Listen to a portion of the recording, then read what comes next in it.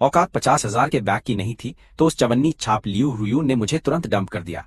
मेरी जिंदगी झंड करके खुद कट ली साला। पलक झपकते ही उस चुड़ैल ने एक 80 साल का बुढ़ा फंसा लिया और मेरी तो पूरी तरह वाट लगी हुई थी। तभी अचानक मेरा फोन बजने लगा। दिमाग का दही हो गया। स्क्रीन पर अनजान नंबर देखकर मैंने बिना कुछ ज्यादा सोचे समझे फोन उठा लिया और सीधा बोला, हेलो कौन है? वहां फालतू टाइम नहीं है मेरे पास, जल्दी बोल बे। सामने से आवाज आई, हेलो क्या तुम इरफान हो? तुम्हारी बीवी बच्चे को जन्म देने वाली है। सुनकर मेरा तो फ्यूज उड़ गया और खोपड़ी सटकी कि ये क्या बवाल है। वो बोली, जल्दी अस्पताल आके पेपर साइन करो। उसकी आवाज में बहुत हड़बड़ी थी। मैंने कहा, क्या मेरी बीवी बच्चा पैदा कर रही है? यार अभी तो मेरी खुद कट गई। पागल वागल हो क्या? अभी अभी मेरी बंदी ने मुझे डंप किया है तो अचानक मेरे पास बीवी कहां से आ जाएगी? लोचा है कुछ तो। ये सुनकर मैंने तुरंत फोन काट दिया। आजकल ये स्कैम वाले भी कितने शातिर हो गए हैं। नीच लोग मुझे कोई नूब समझ रखा है क्या जो इस तरह से मुझे चूना लगा देंगे? दुनिया भर का रायता मेरे ही सिर पर गिरता है। अभी ब्रेकअप हुआ और अब मुझे सीधा बाप बना रहे हैं। मुझे फंसाने का ये घटिया प्लान सच में तगड़ा है, पर मैं भी कोई ऐसा वैसा जोकर नहीं। मेरा दिमाग चाहे जितना शांत हो पर अब ये तमाशा बर्दाश्त के बाहर है। मैं बस फोन अपनी जेब में रखने ही वाला था कि वो पनौती डिवाइस फिर से बजने लग गया। भेस की आंख। मैंने स्क्रीन पर फिर से एक और अनजान नंबर देखा। आज का दिन ही कबाड़ा है। एक के बाद एक फालतू नंबर मुझे कॉल कर रहे हैं। एकदम सत्यानाश हो रखी है मेरी तो पूरी किस्मत। मैंने झल्लाकर फोन उठा ही लिया। उधर से आवाज आई, इरफान मैं बाई सुसु बोल रही हूँ, जल्दी से ओरिएंटल मेडिसिन अस्पताल आकर पेपर साइन कर दो। मुझे लगा क्या बकवास हो रही है, तुम ही बच्चों के बाप हो क्या? तुम्हें 10 महीने पहले की वो रात याद है? फोन के दूसरी तरफ से एक बहुत ही कमजोर और थकी हुई आवाज आ रही थी। मैं तुरंत समझ गया कि ये आवाज किसकी है। क्या ये वही हमारी कड़क बर्फ जैसी सुंदरी बाई सुसु नहीं है? एकदम जहर क्या? मैं सच में बाप बन गया हूँ। वाट लगी मेरी तो। ये आखिर चल क्या रहा है? मेरा तो फ्यूज उड़ रहा है। रुको, 10 महीने पहले की एक रात, इतना ज्यादा लंबा टाइम बीत गया है तो मुझे खा कुछ याद रहने वाला है। वैसे मैं बाई सुसु से पहले कुछ ही बार मिला हूँ। खैर जो भी हो, मुझे वहां जाकर सीन तो चेक करना ही पड़ेगा कि माजरा क्या है। क्या इस कैंपस की देवी को किसी लुक्खे ने धोखे से फंसा लिया? अचानक से एक बीवी और बच्चे टपक पड़े हैं। ये सारा माहौल देखकर तो यही लग रहा है कि मुझे फंसाकर बकरा बनाया जा रहा है। अभी मेरी बंदी ने मेरा काटा और उसके तुरंत बाद कैंपस की सुंदरी मुझे अपने पाप अपने सिर पर लेने को बोल रही है। क्या झंड जिंदगी! क्या ये दुनिया मेरे साथ इससे ज्यादा घटिया खेल खेल सकती है? मेरे पास ज्यादा कुछ सोचने का टाइम नहीं था। एकदम हवा टाइट थी। मेरा दिमाग सुन्न था और मैं पागलों की तरह ओरिएंटल मेडिसिन अस्पताल की तरफ भागा। वहां पहुंचते ही मैं सीधा डिलीवरी रूम के दरवाजे पर गया कि आखिर बवाल क्या है। मेरी नजर सीधे उस कैंपस की सुंदरी बाई सुसु के पीले पड़े चेहरे पर गई और उस बेचारी की ये खराब हालत देखकर मेरा सख्त लौंडा वाला दिल भी बुरी तरह पिघल गया। पहले जब भी मैंने उसे देखा था वो हमेशा एकदम घमंड में रहने वाली कड़क और ठंडी सुंदरी लगती थी, जैसे कोई आग, पर अब वो हवा में किसी कमजोर सफेद फूल जैसी नाजुक लग रही थी। ऐसा लग रहा था कि हल्की सी हवा भी उसे पूरी तरह गिरा ही देगी। ये फैन, पहले तुम पेपर पर साइन कर दो, बाकी सारी फालतू बातें हम आराम से बाद में कर लेंगे। सुसु का वो एकदम जहर और कड़क सुंदर सा चेहरा पूरी तरह से पसीने में नहाया हुआ था और उसकी आवाज इतनी धीमी हो गई थी जैसे उसके शरीर की पूरी ताकत ही खत्म हो गई हो। इस हालत में सुसु की ऐसी खराब स्थिति देखकर मेरा तो दिल ही बैठ गया था यार। मैंने एक सेकंड के लिए भी संकोच नहीं किया और तुरंत नर्स के हाथ से पेन छीनकर बिजली की रफ्तार से अपना नाम पेपर पर साइन कर दिया। फिर मैं बस वहां चुपचाप खड़ा होकर सुसु को डिलीवरी रूम के अंदर ले जाते हुए देखता रहा। तभी आवाज आई, होस्ट को बहुत बधाई, आपने सुपरडैट सिस्टम को चालू करके अपना भौकाल सेट कर दिया है। सिस्टम बोला, आपके जैविक वंश की पुष्टि एकदम सफल रही है और एक स्पेशल इनाम के रूप में 4 मिलियन युआन सीधे आपके बैंक कार्ड में भेज दिए गए हैं। अब ऐश करो मेरे प्यारे बच्चे। उसी पल मैंने अपनी जेब में रखे फोन को वाइब्रेट करते हुए महसूस किया और जब मैंने उसे निकालकर चेक किया तो मेरी तो पूरी तरह से हवा टाइट हो गई। अपने अकाउंट में 4,250 युआन का बैलेंस देखकर मुझे ऐसा लगा कि मैं खुली आंखों से कोई तगड़ा सपना देख रहा हूँ। मैंने जल्दी से अपनी आंखें मली और उस मैसेज को दोबारा देखा। हे भगवान, ये सच है, ये सच में 4 मिलियन युआन है। भाई मेरी तो मौज आ गई। कुछ लोग अपनी पूरी जिंदगी में भी कभी इतना पैसा नहीं देख पाते हैं और यहाँ मुझे ये सब इतनी आसानी से मिल रहा है। रुको, अभी मेरे दिमाग में वो आवाज कैसी थी? कोई लोचा है। सुपर डैड सिस्टम, क्या ये उन नॉवेल्स के हीरो वाला एकदम कड़क और जादुई सिस्टम नहीं है जो भौकाल मचा देता है? जिंदगी के टॉप लेवल पर पहुंचना, जहर बीवी से शादी करना और पैसा कमाकर अमीर बनना अब बस कुछ ही टाइम की बात है। मैं अभी इतना ज्यादा खुश हूँ कि मेरे पास बताने के लिए कोई शब्द नहीं है। मैं पहले से ही इस कैंपस का हार्ड लौंडा और एक होशियार टॉपर स्टूडेंट था, लेकिन ये समाज पैदाइशी बहुत ज्यादा मतलबी और बस फायदे के लिए काम करने वाला है। लोग यहाँ सिर्फ तुम्हारे परिवार का बैकग्राउंड और तुम्हारी औकात देखते हैं। उन्हें इस बात से कोई फर्क नहीं पड़ता कि तुम कितने कड़क दिखते हो या तुम्हारे अंदर कितना टैलेंट है। हाथ में पैसा और भौकाल होना ही सबसे ज्यादा जरूरी चीज है और यही वो असली कारण है कि उस लालची लियू रुयान ने मुझे लात मारी और हाँ, वो जो जैविक वंश की पुष्टि वाली बात थी, उसका सीधा मतलब है कि ये दोनों बच्चे सच में मेरे ही हैं एकदम। मतलब ये बात पक्की हो गई कि बाई सुसु जिन बच्चों को जन्म दे रही है वो असली में मेरे हैं, मैं कोई बकरा नहीं हूँ। ये तो एकदम बवाल है। मैंने कभी नहीं सोचा था कि डंप होने के बाद इस कैंपस की सबसे तगड़ी सुंदरी मेरे बच्चे पैदा करने वाली है। और सबसे बड़ी बात कि मैंने अपना सुपर डैड सिस्टम भी चालू कर लिया है। अब ये गेम एकदम जहर और रापचिक हो गया है। ठीक इसी समय एक नर्स मेरे पास आई और बोली, आप ही उस मरीज के परिवार वाले हैं ना जो अभी डिलीवरी रूम के अंदर गई है? जल्दी से वहां जाइए और भर्ती करने के सारे जरूरी काम पूरे कीजिए। नर्स मन ही मन सोच रही थी कि ये बंदा सच में बड़ा अजीब और पागल है। जब हमने पहले फोन किया था तब तो ये नहीं आया और अब यहाँ आकर किसी ढक्कन की तरह बेवकूफों वाले अंदाज में मुस्कुरा रहा है। मैंने कहा, हाँ मैं अभी जाकर काम कर देता हूँ। ये बात सच है कि जब कुछ अच्छा होता है तो मौज आ जाती है। मेरी हालत भी इस वक्त बिल्कुल वैसी ही हो रही है। मेरी वो सारी पुरानी बेकार फीलिंग्स और टेंशन अब पूरी तरह खत्म होकर हवा हो चुकी हैं। मैं चुपचाप उस नर्स के पीछे गया और जाकर भर्ती करने का सारा पेपर वर्क निपटा लिया। पैसे भरने के बाद मुझे सुकून मिला और मैं वापस आकर डिलीवरी रूम के बाहर रखी।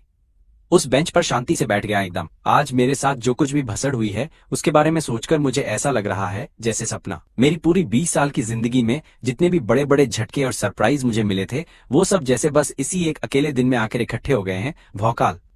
ये कड़क सिस्टम एकदम सही समय पर मेरी जिंदगी में आया है। अगर ये नहीं होता तो शायद मैं इस अस्पताल का बिल चुकाने के लिए कभी पैसे ही नहीं ला पाता यार। मैंने 10 महीने पहले के उस कांड को याद करने की कोशिश की। मुझे धुंधला सा याद है कि मैं उस दिन कैंपस की सुंदरी बाई सुसु से मिला था एकदम अचानक।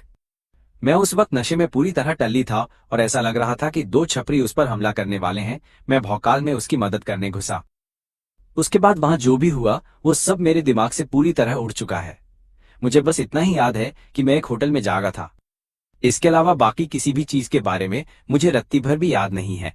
क्या वो सच में वही रात थी जब मैंने गेम बजा दिया था? बस यही सब सोचते सोचते मैंने अपनी नजर उठाकर सामने डिलीवरी रूम के उस दरवाजे की तरफ देखा है। मुझे अभी भी कुछ पल्ले नहीं पड़ रहा है कि मेरे और उस घमंडी सुंदरी के बीच कभी कोई प्यार वाला चक्कर नहीं रहा। अगर हम दोनों के बीच कोई भी कनेक्शन बना था तो वो सिर्फ एक हादसा था।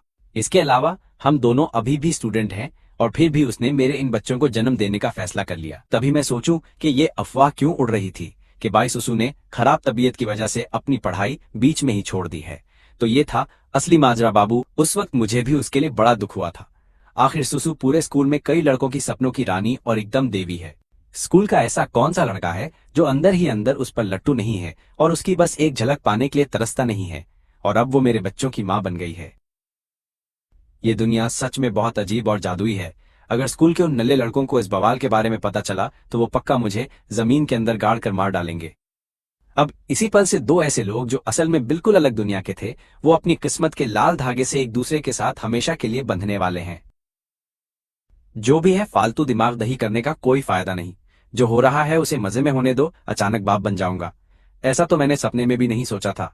पल्ले नहीं पड़ रहा। कसम से यकीन ही नहीं हो रहा कि ये सच है। सीधा अपना फोन उठाया और अपनी माँ को कॉल लगाकर बोला कि बिना रुके एकदम जल्दी से फटाफट सीधे ओरिएंटल अस्पताल पहुंच जाओ। क्योंकि भाई जब बात बच्चा पैदा होने या नए जन्मे बच्चों को संभालने की आती है तो मुझे इस मामले में ककहरा भी नहीं आता। मेरा एकदम पोपट है। कुछ समझ नहीं आ रहा यार। सुसु की अभी की हालत देखकर लग रहा है कि उसकी हिम्मत नहीं हुई होगी अपने घर वालों को बताने की, वरना वो पक्का मुझे ढूंढते हुए मेरे पास मदद मांगने के लिए कभी नहीं आती। सच। कुछ ही घंटे ऐसे बीत गए और वाह वाह वाह की आवाज आई। बहुत ही जल्दी अंदर डिलीवरी रूम से नए जन्मे बच्चों के रोने की पहली आवाज गूंजने लगी, जिसे सुनकर एकदम से मेरा माथा ठनका और दिल धड़का। वो सुनते ही मैं समझ गया कि मेरे बच्चे पैदा हो गए हैं।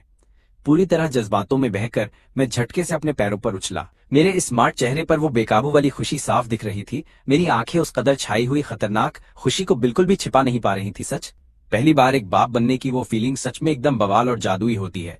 तभी डिलीवरी रूम का दरवाजा खुला और वहां से हमारी बाई सुसु बाहर निकली। क्या ही बात है। मेडिकल स्टाफ उसे व्हीलचेयर पे बाहर लेकर आया। उसके बगल में 4 छोटे से नए जन्मे बच्चे थे, 4 नन्ही परियां जिनकी चमड़ी अभी भी थोड़ी सी सिकुड़ी हुई थी, जिनको देखकर तो सच में मेरा एकदम सख्त लौंडा पिघल जाए। मैंने उन चारों बच्चों को देखा और मेरा सिर थोड़ा सा चकराने लगा, इतना ज्यादा कि मुझे उस वक्त कुछ भी पल्ले नहीं पड़ रहा था कि मैं क्या करूं। एकदम फ्यूज उड़ गया था। बधाई हो, एक साथ 4 छोटे खजाने मिले हैं आपको। वो सभी छोटी राजकुमारियां हैं और वो सारी बच्चियां एकदम कड़क और पूरी तरह से बहुत ज्यादा स्वस्थ भी हैं। सच। जिस डॉक्टर ने उनकी डिलीवरी कराई उसने मुस्कुराते हुए ये बात बताई। उसका चेहरा खुशी से चमक रहा था। उसकी आंखें इस खतरनाक वाली एक्साइटमेंट को बिल्कुल भी छिपा नहीं पा रही थी सच, क्योंकि जब से ये अस्पताल बना है ये पहली बार है कि ऐसा कोई रेयर केस आया है जहां एक साथ 4 बच्चे पैदा हुए हों, और वो भी इतनी प्यारी 4 नन्ही राजकुमारियां। कतई बवाल हैं ये अस्पताल के लिए। ये सच में बहुत बड़ा जश्न है। इस जवान जोड़े को देखो, दोनों ही एक नंबर दिखते हैं। उनका लुक एकदम जहर है भाई साहब। लड़का एकदम कतई जहर और बहुत ही स्मार्ट है, और लड़की तो एकदम अप्सरा जैसी सुंदर है। खासकर ये नई बनी माँ, इसकी खूबसूरती तो सच में ऐसी है कि कोई भी देखकर लट्टू हो जाए एकदम। लेकिन उनके तौर तरीके देखकर ऐसा लगता है जैसे वो अभी भी कॉलेज के स्टूडेंट वाली उम्र के हैं। ये बहुत ही तगड़ा है। एक साथ 4 बेटियों का पैदा होना सच में किसी को भी जलन के मारे राख कर देगा। डॉक्टर साहब, आपका बहुत बहुत शुक्रिया। एक पल के सदमे से बाहर आके मैंने तुरंत डॉक्टर को दिल से बहुत सारा धन्यवाद दिया, क्योंकि मेरा दिमाग तो सुन पड़ चुका था एकदम। भैंस की आंख, मुझे तो यकीन ही नहीं हो रहा कि अचानक से मेरे 4 बच्चे हो गए, और वो भी एक साथ। ये एकदम बवाल है। अगर मेरे माँ बाप को पता चला तो वो खुशी से पागल ही हो जाएंगे। हमारी ठंडी अप्सरा बाई सुसु तो सच में एकदम कड़क और बवाल है। सुसु के उस नाजुक लेकिन पीले पड़े हुए चेहरे को देखकर मेरे अंदर भी उसे लेकर एक बहुत ही गहरी और तगड़ी दया वाली भावना उमड़ पड़ी। इसलिए मैंने जल्दी से उसका हालचाल पूछा कि वो कैसी है। तो वो बोली, कोई बात नहीं, मैं बस थोड़ा सा थका हुआ महसूस कर रही हूँ, और कुछ नहीं। मुझे थोड़ी कमजोरी भी लग रही है। सुसु की साफ लेकिन थकी हुई आवाज बाहर आई। जब उसने मेरी उस टेंशन वाली नजर को पकड़ा तो ऐसा लगा जैसे उसके अंदर एक बहुत ही अजीब सी फीलिंग जाग उठी। बाई सुसु का दिल भी शायद धीरे धीरे पिघल रहा था। ये सुनकर मुझे भी काफी राहत मिली। मुझे उसके इस थोड़े दूर रहने वाले एटीट्यूड से बिल्कुल भी कोई फर्क नहीं पड़ा सच। यार, आखिर वो एक बहुत ही मशहूर बर्फ की देवी है, और इतने बड़े खानदान से भी है। तो ये तो एकदम पक्की बात है कि वो मेरे जैसे लड़के को पलट कर नहीं देखेगी साला। अगर बच्चा पैदा होने पर मेरे साइन की इतनी तुरंत जरूरत न पड़ती तो शायद मुझे डर है कि हमारी जिंदगी में कभी कोई बातचीत नहीं होती, ना ही हमारा पूरी जिंदगी में कोई रिश्ता जुड़ पाता। ठीक है, तुम दोनों जवान कपल को अब आगे बात करने से पहले अपने वार्ड में वापस चले जाना चाहिए, क्योंकि भाई ये बच्ची की माँ अभी बहुत ज्यादा कमजोर है। उसे आराम की सख्त जरूरत है, इसलिए ज्यादा फालतू बकवास मत करो। नर्स ने मुस्कुराते हुए हमें यह सलाह दी और फिर सीधा अपना वो ठेला धक्का मारकर सुसु को वार्ड की तरफ ले गई। मैं भी जल्दी से उसके बगल में चलने लगा। उन नन्हे फरिश्तों को आराम से सोते हुए मजे से देख रहा था। अब मेरी आंखों में सिर्फ और सिर्फ उनके लिए प्यार ही प्यार था। ये मेरे अपने बच्चे हैं, मेरा अपना खुद का खून है कसम। अचानक से इस तरह बाप बनने का एहसास सच में एकदम जादुई और कमाल का है। जैसे ही मैंने उस वार्ड में अपनी एंट्री ली, मैंने एक दूसरी माँ को देखा जिसने अभी अभी एकदम सही सलामत बच्चे को जन्म दिया था। उसका पति भी वहीं उसके बगल में बैठकर उसकी देखभाल कर रहा था। जब उन दोनों ने हम लोगों को देखा तो एकदम से हैरानी उनकी आंखों में साफ झलक रही थी। फिर उन्होंने हमें हेलो करने के लिए एक हल्की सी प्यारी और दोस्ताना स्माइल दी। बाई सुसु ने अपने हाथों में उन चारों नन्हे फरिश्तों को बड़े प्यार से देखा। एकदम उसकी आंखें पूरी तरह से प्यार और गर्माहट से भरी हुई थीं। तुम्हारा बहुत बहुत शुक्रिया यूफान। ये सारे बच्चे मेरे अपने बच्चे हैं, इसलिए मैं तुम पर कोई भी फालतू का दबाव नहीं डालूंगी कि तुम जिम्मेदारी लो। बाई सुसु ने मुझे देखा और एकदम धीरे से बोली, वैसे भी उसकी अपनी काबिलियत और पावर के साथ उन चारों बच्चों को पालना उसके लिए कोई भी बड़ी बात या लोचा नहीं है। उसका कभी भी ऐसा कोई इरादा नहीं था कि वो मेरे कंधों पर किसी भी तरह का कोई बोझ या फालतू की जिम्मेदारी जबरदस्ती थोपे। एकदम सच। तुम ये क्या फालतू बात कर रही हो? मैं उन बच्चों का बाप हूँ तो मुझे उनकी जिम्मेदारी लेनी ही पड़ेगी। और फिर इतनी बड़ी बात के लिए तुमने इसे मुझसे छिपाकर क्यों रखा और मुझे पहले क्यों नहीं बताया? ये सोचकर मेरा दिल टूट जाता है कि तुम ये सब अकेले ही सह रही थी। मैंने सुसु को एकदम दुख और दर्द से भरी नजरों से देखा। चाहे जो भी हो जाए, मैं उनका बाप हूँ। साला, जब बच्चा पैदा होने का टाइम आया और एक सिग्नेचर की जरूरत पड़ी, सिर्फ तभी जाकर मुझे इस बड़े से कांड का पता चला है। अगर वो सिग्नेचर वाला पंगा बीच में नहीं आता तो क्या मैं पूरी जिंदगी बिना ये जाने ही गुजार देता कि मेरे भी बच्चे हैं। एकदम दिमाग दही करने वाला सीन है ये तो कसम से। और प्रेगनेंसी से लेकर बच्चा पैदा करने और उन्हें पालने तक कितना भारी लफड़ा है। और साथ में समाज के लोगों की इतनी सारी फालतू की बातें भी तो सुननी और सहनी पड़ती है मुझे। यार, ये लड़की इतनी बेवकूफ और साथ में इतनी ज्यादा जिद्दी कैसे हो सकती है? सच बताऊं तो जब मुझे इस बात का पता चला तब मैं पहले से ही 2 महीने की प्रेग्नेंट थी। डॉक्टर ने बोला था कि मेरे लिए दोबारा प्रेग्नेंट होना बहुत ज्यादा मुश्किल होगा। इसलिए मैंने ये पूरा मन बना लिया था कि मैं इन बच्चों को रखूंगी और उन्हें जन्म दूंगी। मुझे तो ये भी नहीं पता था कि बच्चा पैदा करने के लिए ऐसे किसी के सिग्नेचर की जरूरत पड़ती है। खैर, जो भी हो, मैं सच में शुक्रगुजार हूं कि तुम यहाँ थे। तुम लियू रुयान के साथ अपना रिश्ता आगे बढ़ा सकते हो। हमारे बीच जो भी कांड हुआ वो तो शुरू से ही बस एक हादसा था, और इस मामले में कुछ हद तक मेरी भी गलती है। सुसु की साफ और ठंडी आंखों में उसका पक्का इरादा साफ दिख रहा था। भले ही मैंने बीच में घुसकर उस दिन उसकी जान बचाई, लेकिन ये भी सच है कि उसी मनहूस रात को उसने अपनी इज्जत खो दी थी। चलो, अब इस बात को यहीं पर खत्म करते हैं। कोई लफड़ा नहीं, कोई किसी का कर्जा नहीं खाए बैठा है। वो कभी भी मेरी जिंदगी में टांग नहीं अड़ाएगी या मुझे परेशान नहीं करेगी। बिल्कुल, आखिर वो एकदम धाकड़ और पूरी तरह से काबिल है कि वो अकेले अपने दम पर बच्चों को पाल सके। उस अमीर और बड़े भाई खानदान में हर एक फैसला सिर्फ और सिर्फ उसके दादाजी के हाथों से ही लिया जाता है। एकदम सच। जब तक उसके दादाजी उसे प्यार करते हैं और उसे बचाते हैं, तब तक ये बात उसके लिए कोई टेंशन या भसड़ वाली बात नहीं है। और तो और उसने मेरे बारे में कुछ अफवाहें सुनी थी कि मैं और लियू रुयान एक बहुत ही रोमांटिक रिश्ते में जुड़े हुए हैं। बस उसी वजह से वो अब आगे मेरे साथ जुड़ना या मेरे साथ किसी भी तरह से फंसना नहीं चाहती है। एकदम। अब क्योंकि बच्चा पैदा होने के लिए किसी गार्जियन के सिग्नेचर की जरूरत थी, इसलिए ये एक ऐसी भसड़ थी जिसे टाला नहीं जा सकता था। अब वो और मैं अपने अलग रास्तों पर निकल पड़े। टेंशन मत लो, मैं पक्का तुम्हारे और इन बच्चों की जिम्मेदारी आखिरी सांस तक उठाऊंगा। इसी पल से तुम एकदम ऑफिशियल तरीके से मेरी बंदी, मेरी खास बीवी बन चुकी हो। और तो और मेरी जान, तुम यीफान की बीवी हो और मेरे इन सारे बच्चों की माँ भी हो। मैं कसम खाता हूँ कि अपनी पूरी जिंदगी सिर्फ तुम दोनों को और इन बच्चों को बचाने में लगा दूंगा। एकदम पक्की वाली बात। मैं हमेशा अपने परिवार की ढाल बनकर खड़ा रहूंगा। मैंने बाई सुसु की तरफ एकदम सीरियस और पूरी तरह से सच्ची आंखों से देखा और उसे जता दिया कि मैं मजाक नहीं कर रहा हूँ। इस बेवकूफ सी लड़की ने पहले ही अकेले इतना सारा भारी दुख झेला है। अब से मैं पक्का इसकी सारी भरपाई करूंगा और इसे पहले से 10 गुना ज्यादा अच्छे से रखकर प्यार दूंगा, कसम से। बाई सुसु जैसी कड़क बंदी का भरोसा जीत कर तो ऐसा लग रहा है कि मेरी जिंदगी एकदम रापचिक और सेट हो गई है और कुछ नहीं चाहिए। मेरा दिल एकदम गार्डन गार्डन हो गया। आज से ये चांद का टुकड़ा मेरी असली बीवी है और हमारे ये प्यारे छोटे बच्चे भी हैं। अब से हम एक पूरा मस्त परिवार हैं। कसम से मेरा तो सिस्टम हैंग हो रहा है। इसी वक्त मैंने अपनी आगे की लाइफ का पूरा कड़क रास्ता सेट कर लिया है। मेरे ये एकदम भारी भरकम कसम जैसे वादे सुनकर सुसु का रिएक्शन देखने लायक था। उसके चेहरे पर अचानक से एकदम अलग ही बवाल वाइब आ गई थी। इससे पहले कि वो मुझ पर थोड़ा भी भरोसा दिखाने का कुछ सोचती, मैंने खुद ही आगे बढ़कर अपनी लाइफ उसके साथ फिक्स कर ली। सोचा ये बंदा एकदम ही ओजी निकला और मजे की बात यह है कि उसको इस बात से कोई पल्ले नहीं पड़ रहा था और ना ही वो अनकंफर्टेबल फील कर रही थी। तुम्हें इतना ज्यादा आगे जाने की जरूरत नहीं है। हम दोनों की लाइफ एकदम अलग है और हम कभी एक साथ नहीं रह सकते। तुम फालतू में रायता मत फैलाओ। ये सब जो भी हुआ वो सिर्फ एक भयंकर एक्सीडेंट था। भाई सुसु अभी भी मुझे एकदम शांत चेहरे से देख रही थी, जो कि सच था। उसमें कोई भी लोचा नहीं था। बाई खानदान की इतनी तगड़ी औकात है, वो लोग इस जैसी हाई क्लास बंदी की शादी मेरे जैसे एकदम लुक्खे और चवन्नी छाप इंसान से कभी कैसे ही होने देंगे। मोए मोए पक्का है उसके परिवार का कोई भी बंदा हो, मुझे यकीन है कि उसका दादा भी इस शादी पर पक्का बवाल मचाएगा और हमारी पूरी वोट लगा देगा। आखिर इन चारों बच्चों में बाई खानदान का ही असली खून दौड़ रहा है और उसका दादा बच्चों से बहुत ज्यादा प्यार करता है, तो बच्चों के लिए उसे मनाना कोई बड़ा माथापच्ची वाला काम नहीं। शायद वो बच्चों को आसानी से एक्सेप्ट कर लेगा, लेकिन रही बात मेरी यानी येफान की, तो बाई परिवार मेरी शक्ल तक देखना पसंद नहीं करेगा और मुझे सीधा लात मारकर अपनी पतली गली से निकाल देगा। चाहे जो बवाल हो जाए, मेरी खोपड़ी सेट है। मैं अच्छे से जानता हूँ कि अभी मेरी कोई औकात नहीं है, लेकिन मैं पक्का वादा करता हूँ कि सब कुछ बदल दूंगा। एक दिन मैं पूरी शान से तुम्हारे साथ खड़े होने लायक बनूंगा। मैंने सुसु के प्यारे चेहरे को देखा और मेरे दिल में एक अजीब सी वाइब आई जो तबाही थी। एक हल्की सी घबराहट हुई जिससे हवा टाइट हो गई, लेकिन उसने मेरे अंदर की आग को और भी ज्यादा खतरनाक बीस्ट बना दिया। ऐसी खोखली और फालतू बातें तो कोई भी नूब आसानी से फेंक सकता है। ये दुनिया सच में बहुत मतलबी और जालिम है। यहाँ हर चीज तुम्हारी असली पावर और टैलेंट पर टिकी है, वरना लोग तुम्हें 2 कौड़ी का समझकर कचरे में फेंक देंगे। बाई सुसु ने बस हल्की सी स्माइल दी। लगा कि जो बातें मैंने अभी बोली उससे उसे घंटा फर्क नहीं पड़ रहा और वो मुझे सिर्फ एक जोकर ही समझ रही है।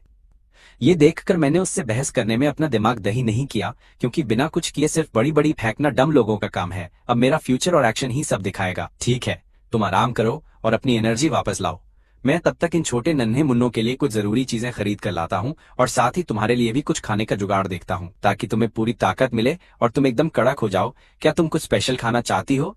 तो बताओ, मुझे सेंचुरी एग के साथ थोड़ा कीमा बनाया हुआ दलिया ला देना यार। मैंने बच्चों के लिए सारा सामान पहले से ही रेडी कर लिया है और एक प्रो हेल्पर को भी काम पर रख लिया है। वो कुछ ही दिनों में हम सबका अच्छे से ध्यान रखने यहाँ आ जाएगी। बात करते करते बाई सुसु ने अचानक बेड के कोने की तरफ अपना हाथ बढ़ाया और वहां से एक बहुत ही बड़ा हैंडबैग खींचकर बाहर निकाल लिया, जो कि एकदम ठीक ही लग रहा था। लेकिन शुरू के इन कुछ दिनों के लिए मुझे और मेरी मॉम को तुम्हारी देखभाल करने दो, ताकि दिल को एकदम शांति मिल सके। क्या ही बात है, सुसु एकदम समझदार और सब सोचने वाली बंदी निकली। उसने पहले से ही एक प्रोदाई को हायर कर लिया है। सच में मेरा सिस्टम हैंग कर दिया। लग रहा है वो मुझसे दूरी बनाकर रखना चाहती है और मेरे साथ कोई लफड़ा नहीं चाहती, पता नहीं क्यों। लेकिन आज मेरे इस दिल के अंदर बहुत ज्यादा दर्द और मायूसी वाली फीलिंग एकदम से फूट पड़ी। मैंने शांति से सो रहे उन छोटे फरिश्तों की तरफ बड़े प्यार से देखा और उसकी वजह से मेरा दिल थोड़ा रिलैक्स हुआ और मेरी हवा टाइट होनी कम हो गई। मैंने एकदम हल्के से उस हैंडबैग को अंदर देखने के लिए खोला। अंदर नए पैदा हुए बच्चों के एकदम प्यारे कपड़े और हाई क्लास मिल्क पाउडर के डिब्बे भरे पड़े थे। और जाहिर सी बात है, वहां डायपर और बाकी फालतू चीजों की कोई कमी नहीं थी। हर चीज एकदम सेट और सॉलिड तरीके से तैयार की गई थी ताकि कोई कचरा ना हो। क्या तुम्हारी माँ सच में यहाँ आ रही है?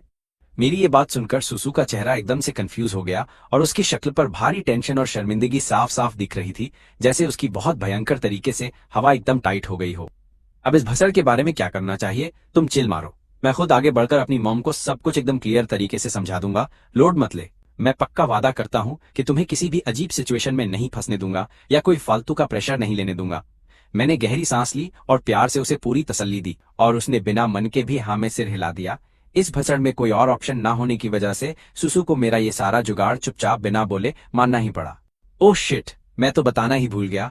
मेरे इस कार्ड में अभी भी काफी सारा पैसा पड़ा हुआ है, इसे रख लो और सबसे पहले अपने जरूरी खर्चे निपटाने के लिए बेझिझक यूज कर लेना। हॉस्पिटल का जो बिल तुमने मेरे लिए भरा था उसके लिए मैं सच में दिल से तुम्हारा एहसानमंद हूँ। ये बोलते ही सुसु ने एकदम शांति से अपना ब्लैक कार्ड निकाला और एक तगड़ा ब्लैक कार्ड निकालकर सीधा मेरे हाथ में थमा दिया। वो बहुत अच्छे से जानती है कि मेरी औकात इतनी नहीं है, क्योंकि मेरी फैमिली बस काम चलाने लायक ही है। नॉर्मल जो खाने पहनने के लिए काफी है, इसके अलावा अपना गुजारा करने के लिए मुझे पार्ट टाइम जॉब्स में भी गधों की तरह पेलकर घिसना पड़ता है। हर गर्मियों की छुट्टियों में मैं दिहाड़ी वाले कामों में एकदम बिजी रहता हूँ। जो हॉस्पिटल का भारी बिल मैंने अभी भरा है वो मेरे लिए सच में कोई छोटी रकम नहीं है। भले ही उसे पता है कि नॉर्मल डिलीवरी सिजेरियन जितनी महंगी नहीं होती, लेकिन ये बहुत ही रेयर केस था जहाँ एक साथ 4 प्यारे फरिश्तों ने जन्म लिया है, जो कि सच में एकदम तबाही है। इरफान जैसे लुखे इंसान के लिए ये सच में बहुत बड़ा पैसों का बोझा है, जो बिल्कुल भी कम नहीं है। इसकी कोई जरूरत नहीं है, तुम इसे अपने पास ही रखो और अपने लिए इस्तेमाल करो। मेरे पास अभी बहुत कैश पड़ा हुआ है, तो तुम टेंशन मत लो। मैं एक पल के लिए एकदम हैरान रह गया और फिर मेरे अंदर प्यार उमड़ आया।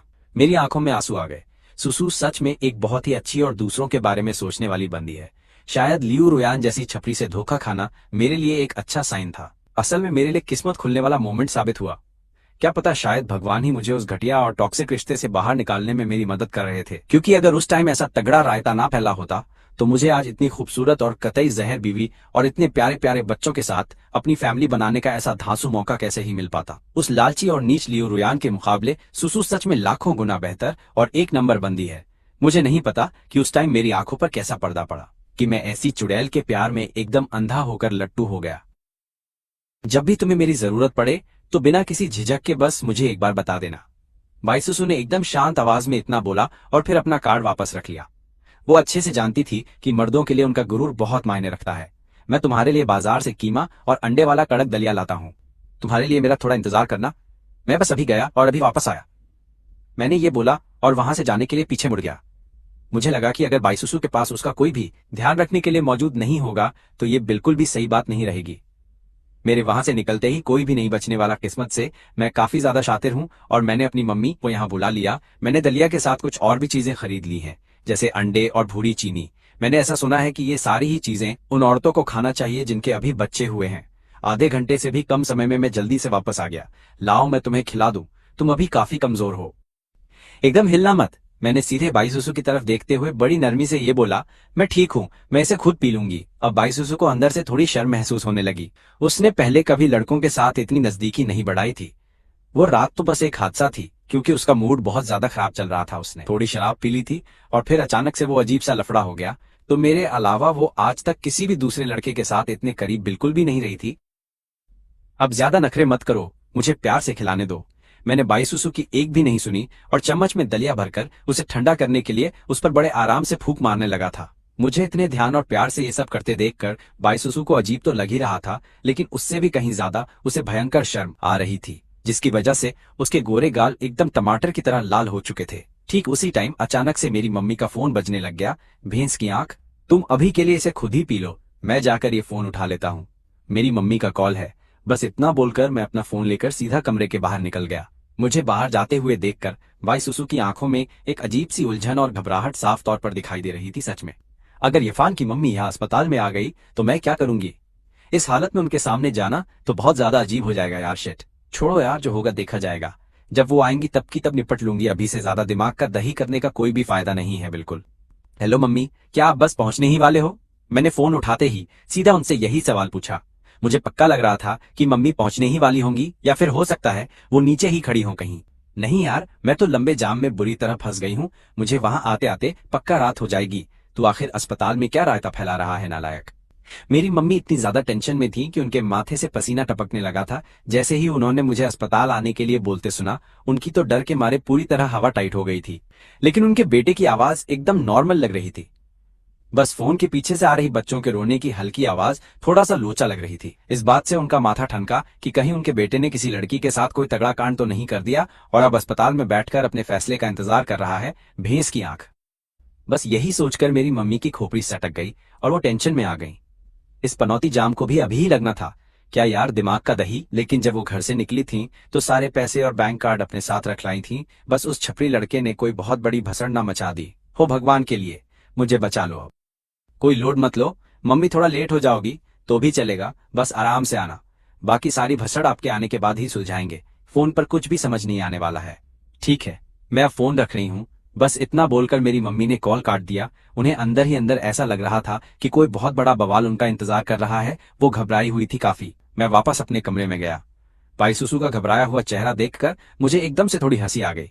मम्मी कह रही हैं कि वो जाम में फंस गई हैं तो उन्हें आने में थोड़ा सा टाइम लग जाएगा। मैंने साफ देखा कि जैसे ही मेरी बात खत्म हुई, बाई सुसु ने चैन की सांस ली। यार, मेरी मम्मी कोई खूंखार बीस्ट थोड़ी न है जो तुम इतना डर रही हो। बिल्कुल। क्या वो अपनी होने वाली सास से मिलने के नाम से ही घबरा रही है? पता नहीं मम्मी को कितना टाइम लगेगा। यही सोचकर मैंने अपने जिगरी रूममेट को फोन घुमाया और उसे बोला कि मेरा बिस्तर अस्पताल ले आए और साथ में कुछ तौलिए, टब और बाकी साफ सफाई का सामान भी खरीद कर ले आए।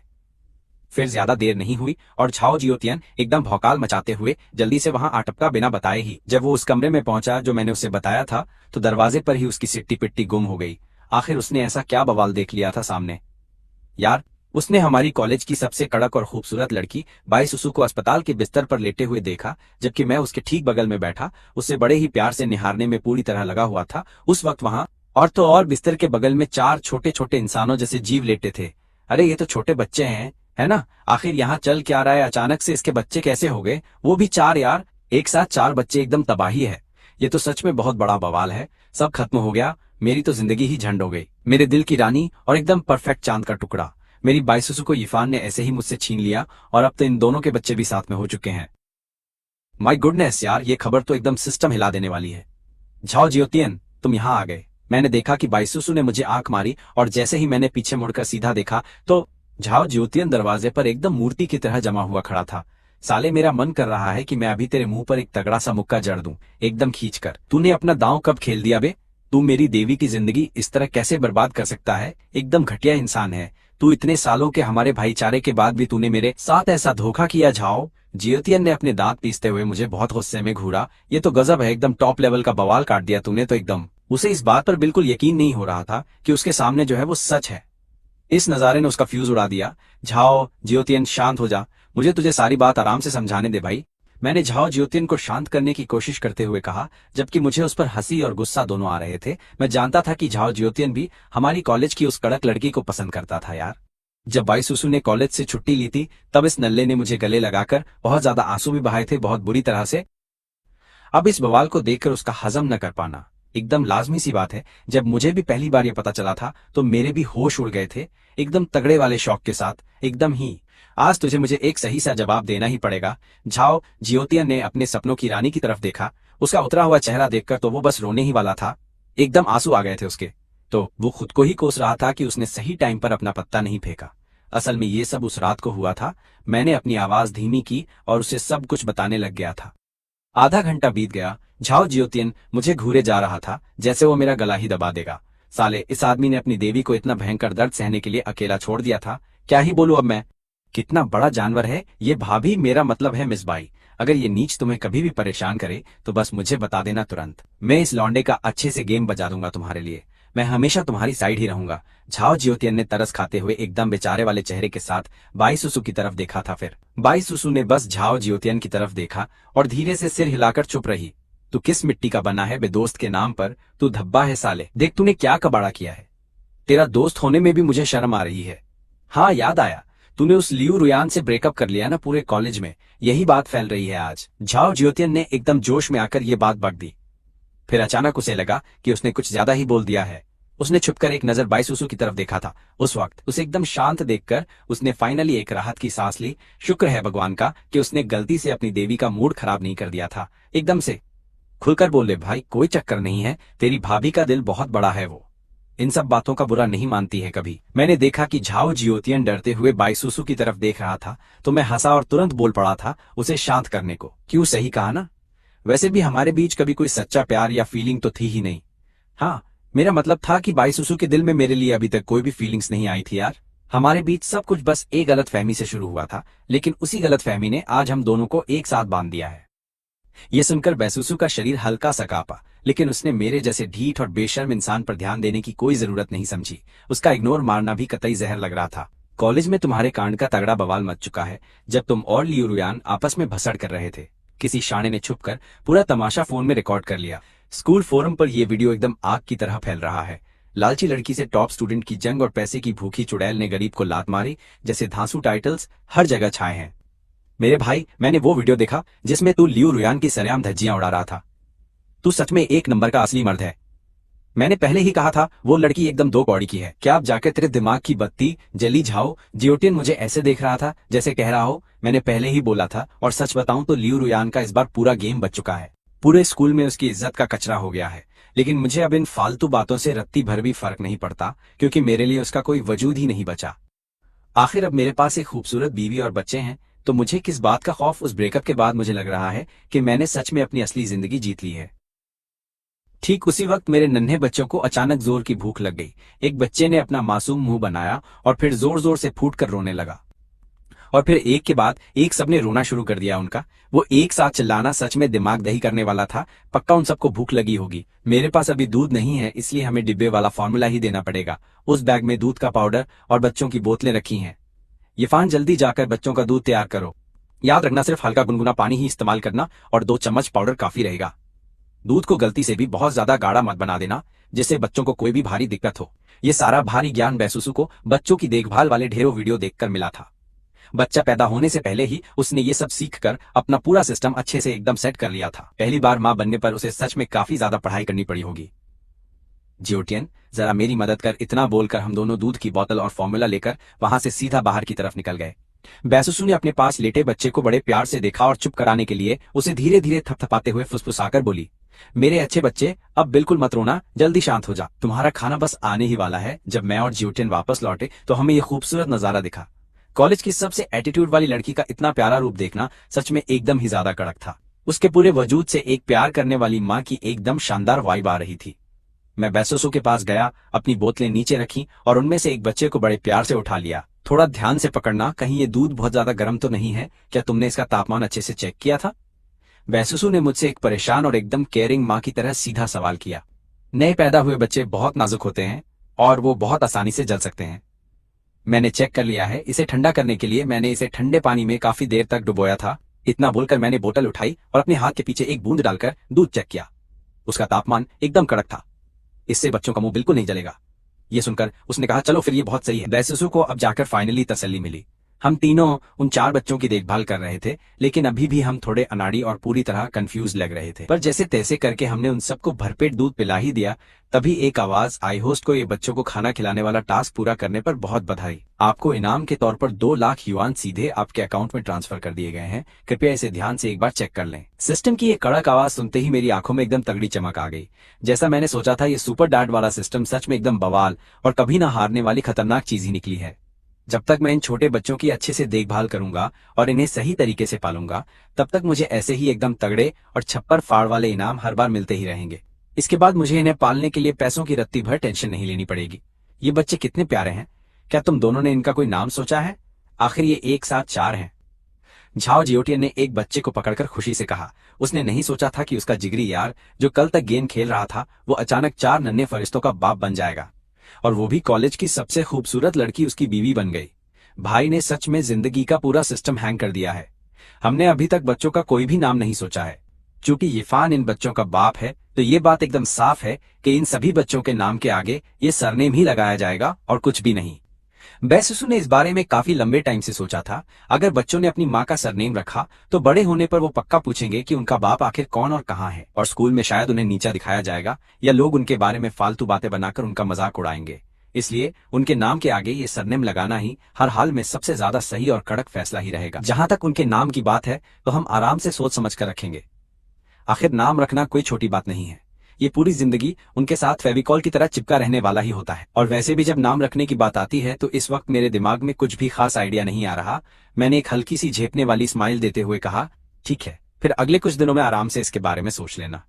बैसुसु मेरी इस बात से पूरी तरह सहमत थी। किसी भी नाम को फाइनल करने से पहले सच में गहरा सोचना पड़ता है। जल्दी ही वो चारों नन्हे शैतान फुल होकर एकदम मजे में आ गए और गहरी नींद में सोने लगे। तुम दोनों अब यहाँ से कट लो और जाकर अपने लिए कुछ खाने को ले आओ। वैसे भी अभी करने के लिए कोई खास काम बचा नहीं है। बैसुसु ने हमारी तरफ देखा और कहा, ठीक है, क्या तुम्हें कुछ चाहिए? मैं आते वक्त तुम्हारे लिए भी लेते आऊंगा। मैंने बैसुसु की तरफ देखा और बहुत थोड़ी फिक्र के साथ बोला, जरा उसकी हालत तो देखो, बस कुछ ही दिनों में वो कितनी कमजोर हो गई है और उसका चेहरा भी एकदम सफेद पड़ चुका है। लगता है मुझे जल्द कोई जगह ढूंढनी होगी ताकि मैं उसकी सेहत दोबारा बना सकूं। और जहां तक स्कूल की बात है, ऐसे टाइम पर क्लास की किसे पड़ी है? मैं तो सीधा स्कूल से एक लंबी छुट्टी मारने वाला हूं, क्योंकि इस वक्त मेरी बीवी और मेरे ये छोटे बच्चे ही मेरे लिए इस दुनिया की सबसे पहली और सबसे बड़ी जरूरत हैं। मैं अपनी माँ के यहाँ पहुंचने का इंतजार कर रहा हूँ। उनकी मदद से कुछ दिनों के लिए मैं बिना टेंशन के फौरन इन सारे जरूरी कामों का अच्छे से जुगाड़ कर सकता हूँ। कुछ भी चलेगा जो तुम्हें सही लगे, बस ले आना। तुम्हारा बहुत शुक्रिया, बैसुसु ने एकदम शांत लहजे में कहा, क्योंकि सच में उसका कुछ भी खाने का बिल्कुल मन नहीं था। ठीक है, उसका मुझे ऐसे शुक्रिया कहना मेरे दिल में हल्का सा चुभ गया, लेकिन मैंने उस वक्त अपनी जबान बंद रखी और कुछ भी फालतू नहीं बोला। फिर मैंने जियोचेन को खाना खाने के लिए बाहर खींच लिया। अबे भाई, वो कॉलेज की सबसे कड़क बंदी तुझे शुक्रिया क्यों बोल रही थी? तुम दोनों के तो अब बच्चे भी हो चुके हैं, तो फिर तुम दोनों अभी भी अजनबियों की तरह इतना फॉर्मल नाटक क्यों कर रहे हो?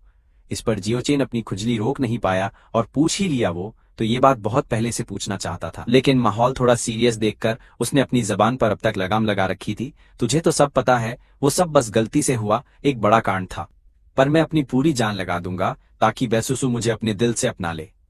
मेरी आंखों में एक अलग ही तगड़ी जिद और आग थी। मैं ये हर हाल में करके ही रहूंगा मेरे भाई। बैसुसु का दिल जीतने में मैं तेरा पूरा सपोर्ट करूंगा ताकि वो सच में मेरी असली भाभी बन जाए। जियोचेन ने मेरा हौसला बढ़ाने के लिए मेरे कंधे पर एक जोरदार और फुल भाईचारे वाली थपकी दी। लोड मत ले, मैं अपना 100% दूंगा, मैंने मुस्कुराते हुए कहा। चाहे अपने लिए हो या उन छोटे बच्चों के लिए, मैं किसी भी कीमत पर हार नहीं मानूंगा। आगे चलकर मैं बैसुसु और अपनी उन चांद सी प्यारी बेटियों के साथ एकदम मस्त और खुशहाल जिंदगी जीना चाहता हूँ। तभी अचानक मेरे दिमाग की बत्ती जली और एक बहुत ही ज्यादा कड़क आइडिया बाहर आया।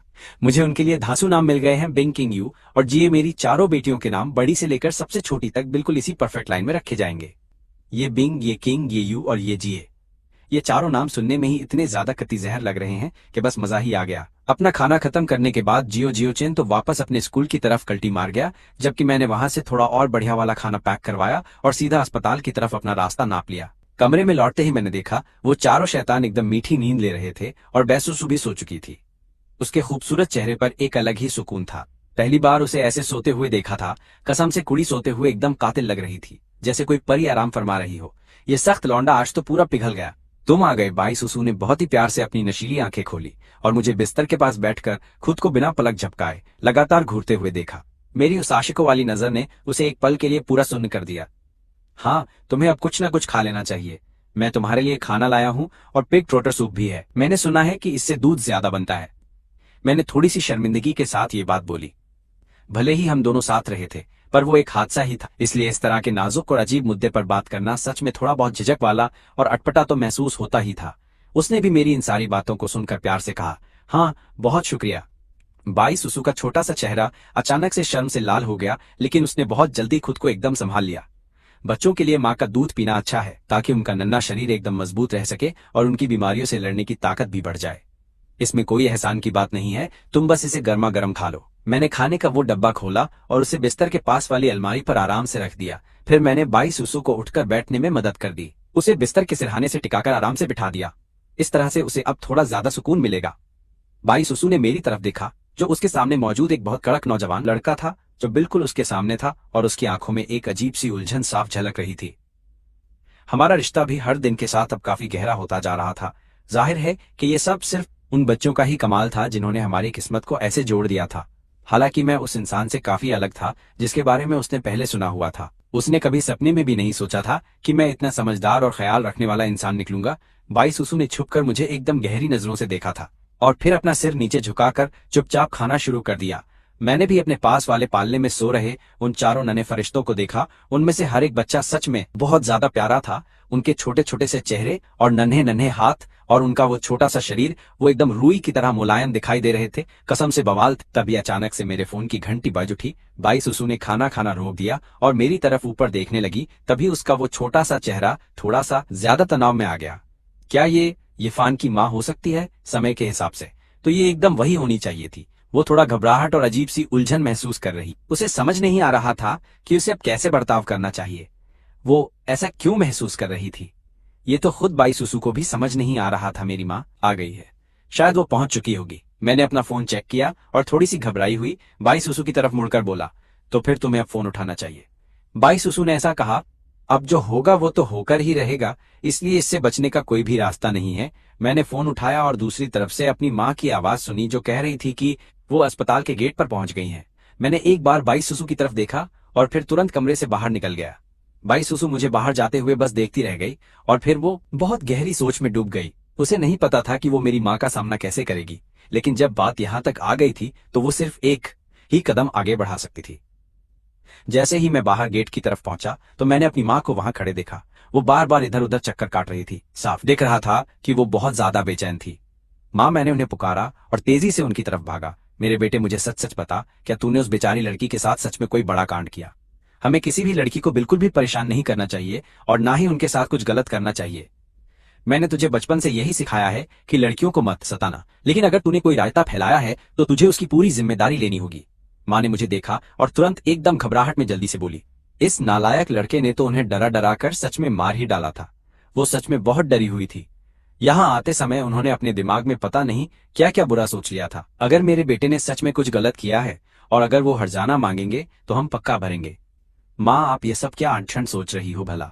लेकिन देखा जाए तो असल में कुछ वैसा ही लफड़ा है, क्योंकि अब आप यहाँ आ ही गई हो तो चलो सीधा अंदर ही चलते हैं। आप देखकर खुद समझ जाओगी। मुझे तो समझ ही नहीं आ रहा था कि इसे कुछ शब्दों में कैसे समझाऊं।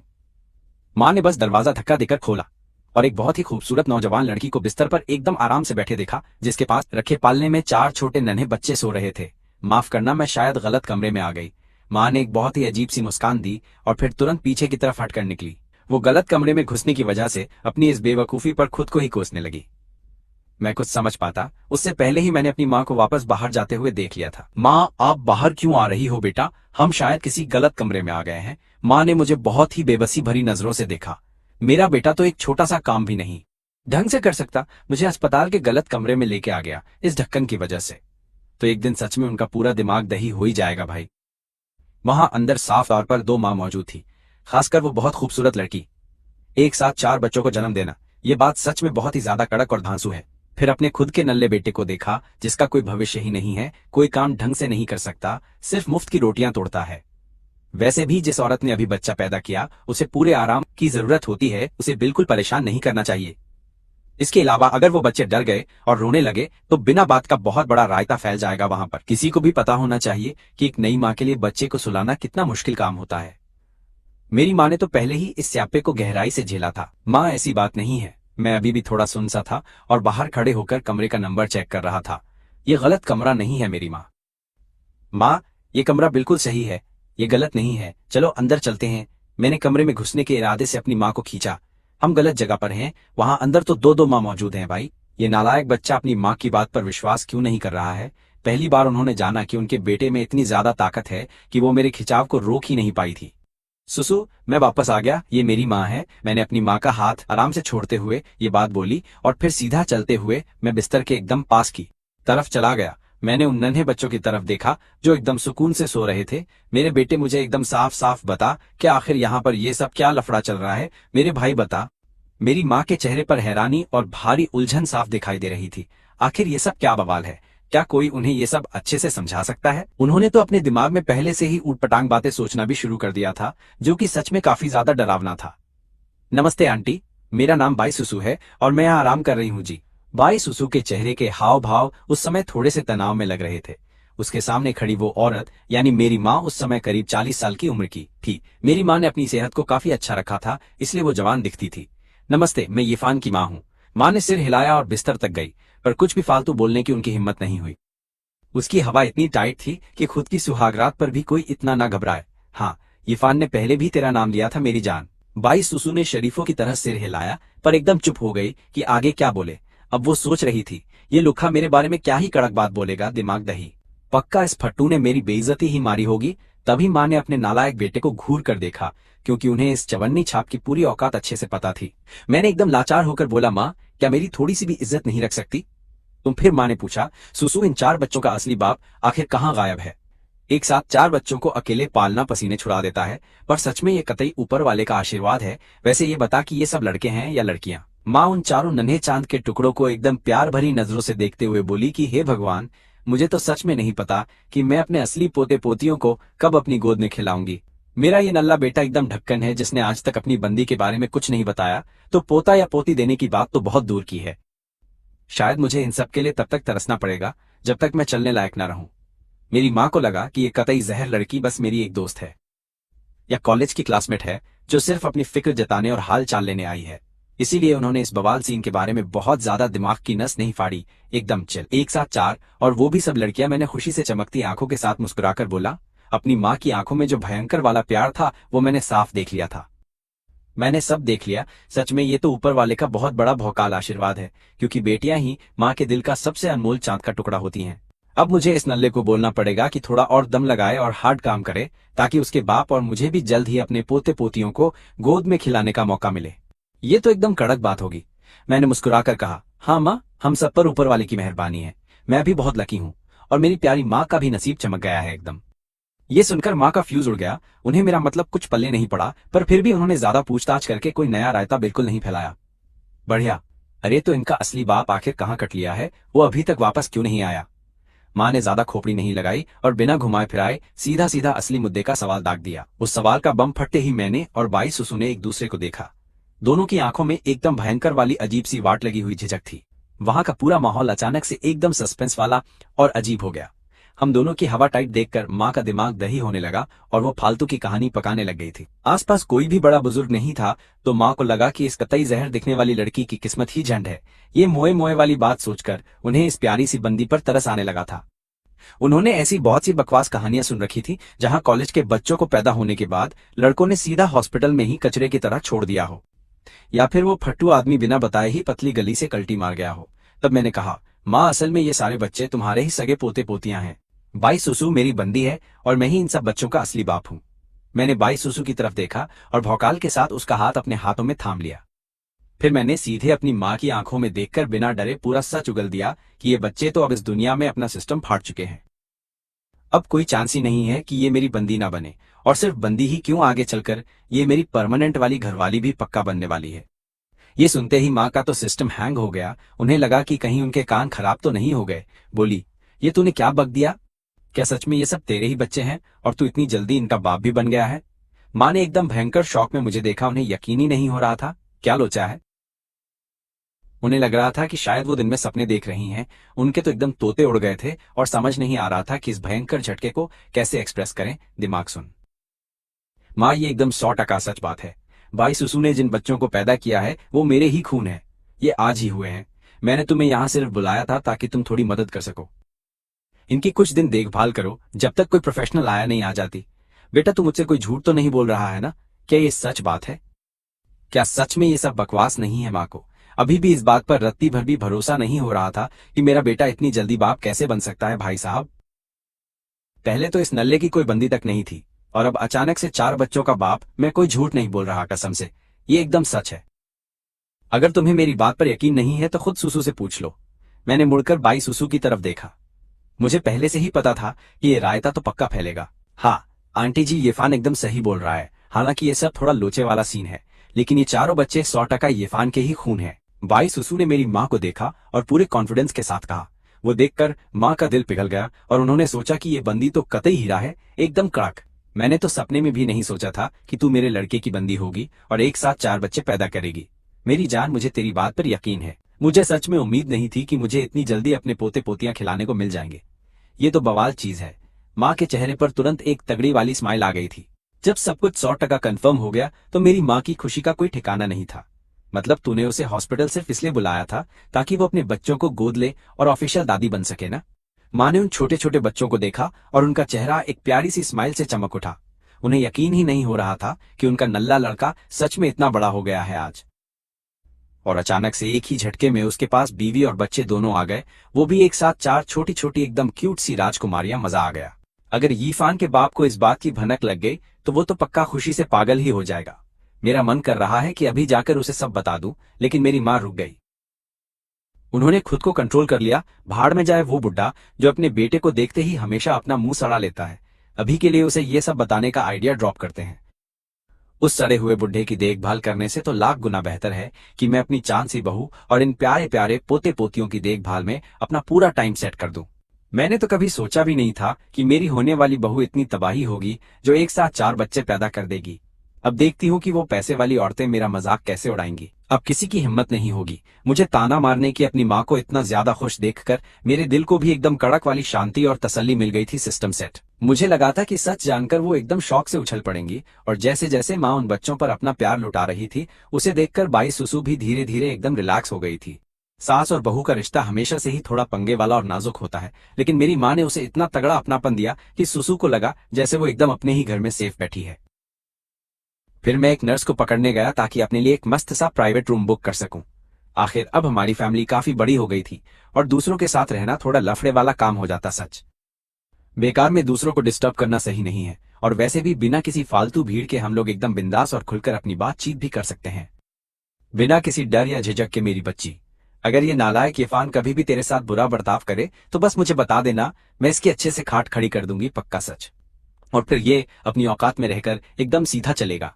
माँ ने हंसते हुए और चेहरे पर एक तगड़ी वाली स्माइल लिए बाई सुसु का छोटा सा हाथ अपने हाथों में ले लिया प्यार से। और हाँ, उन्होंने मुझे भी एकदम खूंखार तरीके से घूरना मिस नहीं किया। अगर मैंने उनकी चांसी बहू को तंग करने की गलती की तो वो मेरा गेम बजाकर ही मानेंगी बॉस। हमारे घर में हमेशा से ही औरतों का राज चला है, तो आज के बाद से इस घर का सारा कंट्रोल और भौकाल सिर्फ तेरे ही हाथ में होगा। और अगर कोई भी ऐसी बात हो जिससे तेरा दिमाग दही हो रहा हो तो सीधा मुंह पे बोल देना, मेरी प्यारी बच्ची तूने सच में बहुत दर्द सहा है, कसम से यार। ये बोलते बोलते माँ की आंखें एकदम नम हो गईं। उन्हें अब जाकर पूरी पिक्चर समझ में आई थी। उन्होंने कभी नहीं सोचा था कि ये बंदी अंदर से इतनी हार्ड और धाकड़ होगी। सच में बाहुबली। ये बंदी सच में बहुत ही नेक और साफ दिल की है।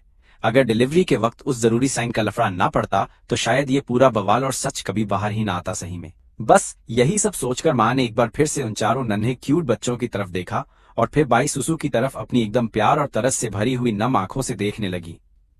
दिल गार्डन गार्डन हो गया। कोई ना आंटी, सच में सब ठीक है। बाई सुसु ने मुस्कुराकर मेरी तरफ देखा जैसे कह रही हो कि मेरी माँ की बातों का उस पर जरा सा असर नहीं हुआ। उसने दिल पर नहीं लिया क्योंकि उसे पता था कि हम दोनों का कोई सीन नहीं बन सकता, हमारा एक होना नामुमकिन है। और इसी वजह से मैंने अपनी माँ को टोकते हुए कहा, बस करो माताजी, जरा इधर आना, मुझे तुमसे कुछ बहुत जरूरी बात करनी है। ये बोलकर मैंने सीधा अपनी माँ का हाथ पकड़ा और उन्हें खींचकर अस्पताल के कमरे से बाहर लाया। माँ ने चिढ़ते हुए अपना सिर हिलाया और बोली, नालायक, ऐसी क्या बात थी जो तू अंदर नहीं बोल सकता था? उन्हें लगा कि उनका ये लाडला बेटा उनके प्यार की वजह से पूरा बिगड़ चुका है। देखो माँ, मैंने तुम्हें पहले ही सब कुछ बता दिया था कि मेरे और बाई सुसु के बीच क्या चल रहा है और हमारा असली सीन क्या है यार। मैं उसके लायक बनने के लिए बहुत मेहनत करूंगा, इसलिए तुम ज्यादा टांग मत अड़ाना। कल ही मैं एक बढ़िया सा फ्लैट किराए पर लेने वाला हूँ, सिस्टम सेट है। वो 2 दिन में डिस्चार्ज हो जाएगी, तब मुझे तुम्हारी मदद चाहिए होगी। मैं उसके लिए एक आया भी रख लूंगा। कल मुझे किसी भी हालत में अपनी यूनिवर्सिटी जाना ही पड़ेगा। भाई लोग, मेरे बेटे, मुझे साफ दिख रहा है कि सुसु एकदम हीरे जैसी लड़की है, वही मेरी आने वाली बहू बनेगी और मैं उसके अलावा किसी और को इस घर में बिल्कुल कबूल नहीं करने वाली हूँ।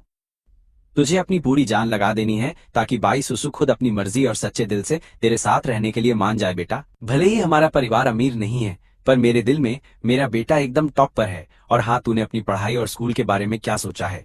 आगे क्या प्लान है तेरा, मेरे ओजी लड़के, बता। मेरी माँ ने माथे पर शिकन लाते हुए फिर से पूछा। आखिर अब उनके बेटे का अपना खुद का एक परिवार था, तो क्या वो अपनी पढ़ाई पूरी करेगा या छोड़ देगा, या फिर वो छुट्टी लेकर घर पर रहेगा और सुसु की तब तक देखभाल करेगा जब तक बच्चे बड़े नहीं हो जाते? चाहे उनका बेटा कोई भी फैसला ले, वो पूरे दिल से सिर्फ और सिर्फ अपने लड़के का ही साथ देने वाली थी। मैं कल ही छुट्टी के लिए अर्जी देने वाला हूँ। मुझे खुद से बाई सुसु और अपने बच्चों की देखभाल करनी है, क्योंकि अब उनकी सारी जिम्मेदारी उठाना मेरा ही काम है और मैं पीछे नहीं हटूंगा भाई।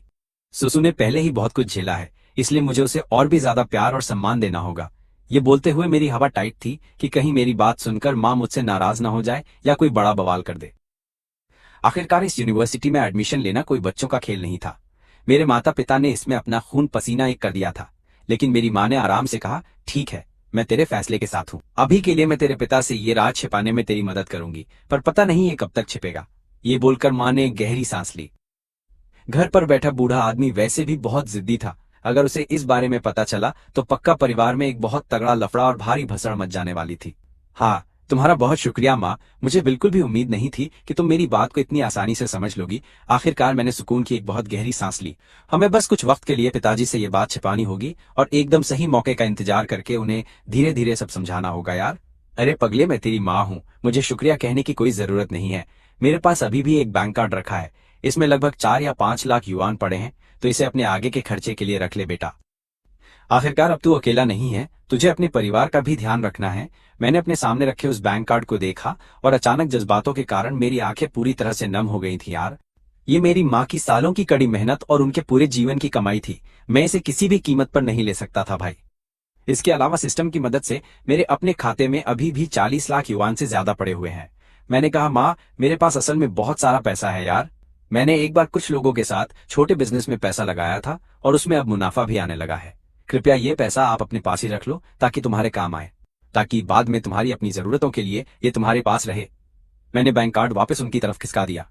यूनिवर्सिटी शुरू होने के बाद से मैंने परिवार से बहुत कम पैसे मांगे हैं साला। अब मैं एक बड़ा आदमी बन चुका हूँ और मुझे खुद के दम पर जीना सीखना होगा।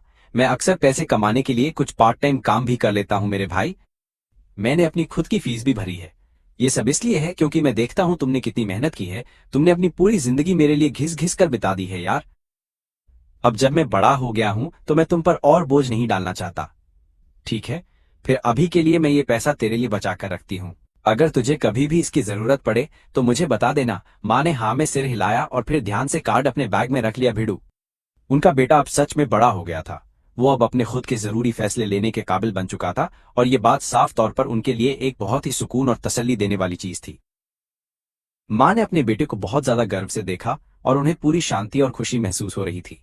ठीक है माँ, मुझे अगले कुछ दिनों तक आपको थोड़ा परेशान करना ही पड़ेगा मेरी जान, और कृपया याद रखना कि ये बात पिताजी से एकदम छिपकर ही रहे। मेरी तो फट के हाथ में आ रही है, अगर उन्हें पता चला तो पक्का मेरी भयंकर कुटाई हो जाएगी।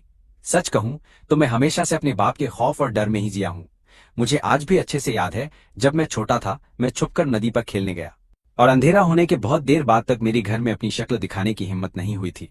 उस समय गांव में अक्सर रहस्यमयी तरीके से कई सारे बच्चे गायब हो जाते थे ब्रो। यहाँ तक कि कभी कभी जानवर भी गायब हो जाते थे।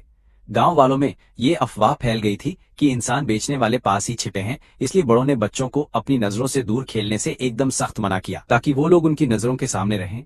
और उस दिन नदी के पास मेरे माता पिता को पूरा यकीन हो गया था कि मेरा अपहरण हो गया है या मेरे साथ कोई दुर्घटना घटी। गांव के लाउडस्पीकर से पूरे 3 घंटे तक लगातार सिर्फ मेरा ही नाम पुकारा गया था। जैसे ही मैं किसी तरह डरते हुए अपने घर के अंदर तक पहुंचा, मेरे तो तोते उड़ गए। मेरे पिता ने अपनी बेल्ट निकाली और पूरे 1 घंटे तक मेरी ऐसी सुअर जैसी कुटाई की कि क्या ही बताऊं वो मार। मेरे लिए एक ऐसा सबक था जिसे मैं जिंदगी भर कभी भी नहीं भूलने वाला था भाई। बेशक मुझे यह भी एहसास हुआ कि उस वक्त मेरे पिता कितने ज्यादा डरे हुए होंगे। मुझे हुआ दर्द इतना खतरनाक और भयंकर था कि क्लास के दौरान मैं बैठ नहीं पाया और मुझे पूरे समय बस खड़ा ही रहना पड़ा। मैं पूरे 3 दिनों तक इसी तरह से खड़ा रहा और उसके बाद ही मुझ में अपनी जगह पर वापस बैठने की थोड़ी बहुत हिम्मत आ पाई थी मेरी जान। मेरे क्लास के लड़कों ने इसी बात पर कई दिनों तक मेरा जमकर मजाक उड़ाया। वो दुखद और मजेदार कांड एक बहुत बड़ा मुद्दा बन गया था, जिसकी चर्चा मेरे स्कूल के हर एक कोने में धीरे धीरे होने लगी थी बे। उस दिन के बाद से मेरा नाम पूरे इलाके में सच में बहुत ज्यादा मशहूर हो गया था। स्कूल में हर कोई यीफान नाम के इस अजीब नमूने को जानता था। मैं अचानक से सारी गपशप और बातों का मेन अड्डा बन गया और ब्रेक के दौरान बच्चों और टीचर दोनों के लिए चर्चा का सबसे मशहूर विषय बन चुका था। साला, मैंने अपनी माँ को अस्पताल में रुककर बाई सुसु की देखभाल करने के लिए कहा और खुद तेजी से अपनी छुट्टी की अर्जी देने के लिए सीधा अपनी यूनिवर्सिटी भाग गया था बॉस। फिर मैं एक फ्लैट किराए पर लेने के लिए गया। जब सब कुछ सेट हो गया तो मैंने थोड़ा खाना खरीदा और अस्पताल की तरफ निकल पड़ा ब्रो। कमरे में कदम रखते ही मैंने देखा कि मेरी माँ और बाई सुसु एक दूसरे के साथ बहुत ही खुशी से गहरी बातचीत कर रही थी गुरु। मैं पूरी तरह से अंदर आ चुका था, लेकिन फिर भी उन्होंने मुझ पर जरा सा भी ध्यान नहीं दिया जब तक मैं पास नहीं गया। मैंने सुना कि माँ क्या कह रही थी और तुरंत मेरा चेहरा काला पड़ गया। सच में माँ, कौन अपनी सगी औलाद के बारे में इस तरह से बकवास बातें करता है? भैंस की आंख। सुसु, तुम्हें कोई अंदाजा नहीं है कि बचपन में हमारा ये फान कितना ज्यादा शैतान था। वो हमेशा गांव के बाकी छपरी बच्चों के साथ जाकर बहुत सारे चिड़ियों के अंडे चुराता था और यहाँ तक कि पड़ोसियों की मुर्गियां भी चुरा लेता था। फिर वो लोग पहाड़ों पर जाकर चोरी छुपे उन्हें भूनकर खा जाते थे। वो कई बार रंगे हाथों पकड़े भी गए थे। उसने तो ततैया के छत्ते भी जला दिए ताकि घर लाकर हम उसके कीड़े तल सकें। मुझे याद है पहली बार वो नालायक छत्ता जलाने गया तो उसे बहुत ही बुरी तरह से काटा गया था। उसका मुंह सूजकर एकदम किसी मोटे सुअर के सिर जैसा ही हो गया था, कसम से। उसके पिता और मैं तो डर के मारे आधे मर ही चुके थे। माँ जितना ज्यादा बोल रही थी वो उतनी ही ज्यादा जोश में आ रही थी, और बाई सुसु को ये सब बहुत ज्यादा मजेदार लग रहा था। उसने कभी नहीं सोचा था कि यी फान बचपन में इतना ज्यादा कमीना और शैतान होगा। खुद एक गांव में बड़ी होने के कारण उसे अचानक से एक अजीब सी तारीफ महसूस हुई। बचपन में उसे बच्चों की तरह खेलने की आजादी कभी नहीं मिली।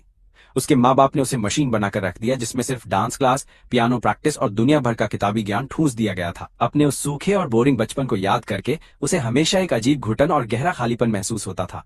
वो मेरी इज्जत करती थी क्योंकि मेरे पास इतने शानदार और सच में प्यार करने वाले माँ बाप थे। बाई सुसु साफ देख सकती थी कि मेरी माँ मुझसे कितना प्यार करती है, लेकिन जब बात उसके खुद के माँ बाप की आती तो उनके बारे में सोचकर बाई सुसु की आंखों में निराशा छा जाती थी। काफी लंबे समय से वो एक असली परिवार के प्यार और देखभाल के लिए तड़प रही थी, लेकिन उसके पूरे खानदान में सिर्फ उसके दादाजी ही ऐसे इंसान थे जो उसे सच्चे दिल से प्यार करते थे। उसके सगे माँ बाप की नजरों में वो सिर्फ अपना मुनाफा कमाने का एक टूल थी। शायद किसी बहुत अमीर खानदान में पैदा होने का यही सबसे बड़ा और कड़वा सच होता है। जिंदगी भर की बेहिसाब दौलत और महंगी अय्याशी, लेकिन इंसानियत या सच्चे प्यार के नाम पर एक ढेला भी नहीं। पर सच कहूं तो उसे इस कचरे जैसी झूठी अमीरी में कोई भी इंटरेस्ट नहीं था। वो तो बस एक प्यारा सा परिवार चाहती थी जिसमें उसके माँ बाप उसे बहुत प्यार करें और सब बिना किसी लफड़े के एकदम खुशी खुशी साथ रहें। माँ, अब तुम मेरे कौन से पुराने कांड खोद कर निकाल रही हो? मैंने एकदम सन्न होकर अपनी माँ की तरफ देखा और मेरा फ्यूज उड़ गया। उसने मेरे बचपन के सारे शर्मनाक कारनामों का कच्चा चिट्ठा बाई सुसु के सामने खोल दिया था। नालायक कहीं के, क्या तुझे आज मार खानी है? क्या मुझे अपने बेटे के बारे में बात करने का बिल्कुल कोई हक नहीं है? माँ के चेहरे पर हल्की सी झेप आ गई थी, लेकिन उसने अपने बेटे को घूरते हुए अपना पूरा स्वैग टाइट रखने की कोशिश की। सच कहूं तो एक माँ बनना कोई बच्चों का खेल नहीं है। वो बस चाहती थी कि बाई सुसु के सामने उसके बेटे का भौकाल बना रहे। पर देखो उसका ये चवन्नी छाप, बेटा क्या बोल रहा है? उसने कब उसकी बुराई की थी? ऐसा कौन सा पोपट बच्चा होता है जो अपनी ही माँ पर ऐसे झूठे इल्जाम लगाता है? मैंने हार मानते हुए कहा, ठीक है, मेरी ही गलती थी। अब तो खुश हो ना? मेरी माँ सच में बवाल है। मैं कुछ भी बोल लूं, उनसे बहस में कभी नहीं जीत सकता। इसलिए खोपचे में ले जाकर सूते जाने से बचने के लिए पहले ही अपनी हार मान लेना ज्यादा अक्लमंदी का काम है। ये हुई ना बात, पूरा दिन कहाँ थे? माँ ने मेरी तरफ देखकर पूछा। सच कहूं तो उनका ये आवारा बेटा बिना कोई सुराग छोड़े ऐसे ही अचानक बिल्कुल हवा में गायब हो गया था। मैं अपने स्कूल गया था, फिर मैंने वहां एक किराए का कमरा ढूंढा, थोड़ी साफ सफाई की और रोजमर्रा की जरूरत का कुछ सामान खरीद लिया। अस्पताल के बेड के पास रखे कैबिनेट पर अपने हाथ का सारा भारी सामान रखते हुए मैंने ये बात कही। तभी बाई सुसु ने मेरी आंखों में देखते हुए एकदम प्यार से कहा, तुमने सच में बहुत ज्यादा मेहनत की है। वो बहुत अच्छी तरह जानती थी कि मेरे लिए बार बार यहाँ से वहां भाग दौड़ करना कितना दिमाग खराब करने वाला काम है। उसने तो पहले अकेले ही छुपकर बच्चा पैदा करने का सीक्रेट प्लान बनाया था। उसने सपने में भी नहीं सोचा था कि हालात ऐसे बन जाएंगे। जब से उसकी डिलीवरी हुई है मैं ही सारी चीजों का रायता समेटने में बिजी हूँ। मेरी सच में बहुत वॉट लग गई थी। उसे बिल्कुल उम्मीद नहीं थी कि मैं इतना जिम्मेदार इंसान निकलूंगा। बस यही अफसोस की बात है कि हम कभी एक नहीं हो सकते। खैर कोई बात नहीं, मैं बाजार से थोड़ा दलिया, कुछ छोटे बंस, स्टीम्ड मोमोज और एक प्लेट चावल ले आया हूँ। तुम दोनों जल्दी से खाना खा लो, इससे पहले कि ये ठंडा हो जाए। माँ और बाई सुसु के पेट में चूहे कूद रहे होंगे, इसलिए मैं खाना ले आया। डिलीवरी के बाद से बाई सुसु की भूख बहुत कम हो गई थी, इसलिए मैं उसके लिए दलिया और मोमोज ले आया। और अपनी माँ के लिए मैं मस्त मछली के स्वाद वाला शानदार रोस्टेड पोक और चावल लेकर आया था। मेरा बेटा सच में एक नंबर का समझदार और ख्याल रखने वाला है। जैसे ही उसकी नाक में वो कतई जहर वाली लाजवाब खुशबू गई, उसके पेट में चूहे कूदने लगे और फिर बिना कोई टाइम वेस्ट किए वो चुपचाप अपना खाना खाने बैठ गई। बाई सुसु ने भी एक प्यारी सी स्माइल दी और धीरे से सिर हिलाते हुए अपना दलिया पीने और मोमोज खाने लगी। वो खाते खाते मुझे ऐसे देख रही थी जैसे उसका दिल हजारों उलझे हुए जज्बातों से भर गया हो, लेकिन उसने अपनी उन अजीब सी फीलिंग्स को फिलहाल के लिए दबा लिया। मैंने उन चारों नन्हे बच्चों की तरफ देखा और मेरा सारा एटीट्यूड पिघल गया। मेरी आंखों में उनके लिए एक अंधी मोहब्बत और बेइंतहा प्यार भर गया था। वो पहले से थोड़े और ज्यादा गोरे लग रहे थे और उनके चेहरे की मासूमियत अब और निखर रही थी। फिर भी वो अभी एकदम रुई के फाहे जैसे नरम और छोटे से गोलू मोलू लग रहे थे। मैंने बहुत प्यार से सबसे बड़ी बहन को उठाया, जो एकदम घोड़े बेचकर सो रही थी। इस छोटी सी चांद के टुकड़े जैसी बच्ची को घूरते हुए मुझे एक बहुत ही गजब का जादू महसूस हुआ। सच में ये जिंदगी इस पूरी दुनिया की सबसे खूबसूरत और रापचिक चीज है। तभी अचानक सिस्टम की धांसू आवाज गूंजी, यू बैंक का डायपर बदलो। ये टास्क पूरा करने पर आपको तुरंत एक प्राइमरी मास्टर शेफ की शानदार स्किल का तगड़ा इनाम दिया जाएगा। ये सुनकर मेरा दिमाग एकदम सुन्न पड़ गया। फिर मुझे एहसास हुआ कि मेरी बाहों में सो रही वो नन्ही बच्ची नींद में बहुत ज्यादा बेचैन होकर मचल रही थी। ऐसा लग रहा था कि उसने बिस्तर गीला कर दिया है। मुझे लगता है कि इस छोटी ने सुसु कर दी है। मैं इसे संभालता हूँ, तुम दोनों अपना खाना खाओ। मैंने यू बैंक को पास के खाली बेड पर रखा और सावधानी से उसका छोटा कंबल खोला। शुरुआती दिनों में ये नए पैदा हुए बच्चे सच में बहुत ज्यादा नाजुक होते हैं, इसलिए मेरी हर एक छोटी हरकत बहुत ही ज्यादा कोमल और प्यार भरी थी। मैंने एक नया सूती डायपर लिया और उसे यू बैंक के नीचे बिछाया। फिर उसके छोटे से पिछवाड़े को अच्छे से साफ करके उस पर थोड़ा सा बेबी पाउडर लगाया और फिर बहुत ही ध्यान से उसे वापस लपेट दिया। होस्ट को डायपर बदलने वाला ये टास्क पूरा करने के लिए बहुत बहुत बधाई हो। आपको इनाम में प्राइमरी मास्टर शेफ की खतरनाक स्किल दी जाती है। ठीक 3 सेकंड बाद मैंने एक गहरी सांस ली। मैंने इस कुकिंग स्किल में पूरी तरह से महारत हासिल कर ली थी। ऐसा लग रहा है कि अब मैं कुछ बहुत ही लाजवाब बना सकता हूँ। बाई सुसु के लिए, ताकि कल वो और मेरी माँ दोनों मेरे हाथों के बने इस कतई जहर खाने का मजा ले सके। वैसे भी इस सस्ते फास्ट फूड में कोई पोषण नहीं होता। मैं कल उन दोनों के लिए थोड़ा सा गर्मा गर्म सूप बनाऊंगा ताकि उनके शरीर को पूरी ताकत मिल सके। आजकल हर कोई बहुत ज्यादा मेहनत कर रहा है। मेरा बेटा सच में छा गया गुरु, उसे अभी से डायपर बदलना आता है। भले ही इसके हाथ पैर थोड़े अजीब चल रहे थे, पर कम से कम बंदे ने काम तो पूरा निपटा ही दिया। उसका बेटा अब एक नंबर का दाई बाप बन रहा था। माँ का दिल तो एकदम गार्डन गार्डन हो गया, अंदर से फुल सुकून। भाई सुसु ने मुझे एकदम अजीब नजरों से देखा, जैसे उसके दिमाग का दही हो गया हो, और वो बेबस लग रही थी। बेचारी लाचार दिख रही थी। मैं जितना ये सब करता, उसका दिल उतना पल्ले नहीं पड़ रहा। वाले जोन में चला जाता, उसे खुद खबर नहीं थी, पर उसके अंदर एक तगड़ी फीलिंग जग रही थी। प्यार का बीज उसके दिल में बोया जा रहा था। सख्त लौंडा पिघल गया। भाई जाहिर सी बात है, मुझे ये सब सीखना ही पड़ेगा, वरना अपनी सुसु को आगे जाके कैसे संभालूंगा यार। मैंने हल्की सी स्माइल मारते हुए ऐसा बोला। माँ से अपनी इतनी तारीफ सुनकर मेरी थोड़ी हवा टाइट हो गई और मैं एकदम से शर्मा सा गया। वैसे सुसु, क्या तुम्हारा दूध आना चालू हो गया है? उस पल मैंने बिना सोचे एकदम ढक्कन की तरह ये अजीब बात अपने मुंह से बक दी। मुझे जरा भी आइडिया नहीं था कि मेरा ये सवाल कितना ज्यादा फजीहत कराने वाला था। मतलब एकदम मेरी अकल पे पत्थर पड़े हुए थे उस टाइम। भाई सुसु का छोटा सा प्यारा चेहरा शर्म से एकदम टमाटर जैसा लाल हो गया और उसने मुझे एकदम खूंखार लुक दिया, जैसे कह रही हो कि क्या ये चिरकुट जानबूझकर मजे ले रहा है। आंटी यही है और ये बंदा ऐसी बात पूछ रहा है, साला इसे कतई कोई शर्म नहीं है। ये फान, कल तू बाजार से कबूतर या सुअर के पैरों का सूप पक्का खरीद कर ले आना। वो सब दूध बढ़ाने के लिए एकदम सॉलिड चीजें हैं, पर लोड मत ले। जब तक दूध नहीं आता तब तक बच्चों को आराम से फॉर्मूला वाला दूध पिला सकते हैं। तुम आजकल के लौंडे लौंडियों को हमेशा अपने फिगर की पड़ी रहती है। माँ का दूध बच्चे और माँ दोनों के लिए बवाल है। इससे बच्चे एकदम बीस्ट की तरह मजबूत बनेंगे और उनका इम्यूनिटी सिस्टम फाड़ हो जाएगा। दोनों ही एकदम नूब पेरेंट्स थे, तो जाहिर सी बात है कि उन्हें ज्ञान देने और रास्ता दिखाने के लिए किसी पुराने ओजी खिलाड़ी की सख्त जरूरत थी। अब जरा उसे ही देख लो भाई। उसने मुश्किल से अभी 2-4 बातें ही बोली थी और भाई सुसु का खूबसूरत चांद सा चेहरा इतना ज्यादा लाल हो चुका था कि लग रहा था जैसे अभी खून टपक पड़ेगा यार। आजकल की पब्लिक सच में बहुत जल्दी शर्मा जाती है, लेकिन अपनी बहू को वो जितना ज्यादा घूरती जा रही थी, वो कतई जहर और उतनी ही ज्यादा बवाल लग रही थी, मेरी जान की कसम। उसके बेटे के हाथ सच में एक नंबर का खजाना लग गया था। वो बस यही दुआ कर रही थी कि लड़का और सिस्टम पाड़ मेहनत करे और इस भाभी को इज्जत से घर ले आए। माँ काफी चिल इंसान थी, इसलिए उसने बाकी फालतू के पचड़ों में दिमाग नहीं खपाया। उसे पता था कि उसके लड़के ने इस लड़की की वाट लगाई है भाई, पर अब जो रायता फैलना था वो तो फैल ही चुका है। इसलिए वो बस चाहती थी कि लौंडा बाईसुसु का दिल जीत ले। बेचारी बाईसुसु ने बस हाँ में अपना सिर हिला दिया। बाईसुसु का चेहरा लाल हो गया और उसने अपना सिर झुका लिया। उसे भनक भी नहीं थी कि दूध जैसी छोटी सी चीज के इतने सारे गजब फायदे हो सकते हैं। ये सब सोचते हुए उसने अपना सिर नीचे करके खुद को एक बार घूर कर देखा। तभी अचानक से बाईसुसु को लगा कि कोई उसे एकदम सीधा ताड़ रहा है यार। उसने झट से सिर उस तरफ उठाया और देखा कि मैं उसे फुल मस्ती वाले मजे लेने वाले लुक के साथ एकटक घूर रहा था। ये लौंडा भी न साला दांत क्यों दिखा रहा है, कसम से बहुत इरिटेटिंग बंदा है क्या। ये मेरी सरेआम ले रहा है, ये तो कुछ ज्यादा ही ओवर हो गया भाई। बाईसुसु ने मुझे एकदम खौफनाक कातिल लुक दिया, जैसे कह रही हो दांत फाड़ना बंद कर। मैंने भी अजीब सा मुंह बनाकर नाक खुजाली। ठीक है यार, अब नहीं हंस रहा, इतना गुस्सा करने की क्या जरूरत थी। फिर भी बाईसुसु का वो शर्माया हुआ चेहरा उसे और भी ज्यादा कतई जहर बना रहा था मेरी जान। मुझे लगा जैसे मेरा दिल बिना किसी कंट्रोल के एकदम धक धक कर रहा था। यही तो किसी पे लट्टू होने वाली असली फीलिंग होती है।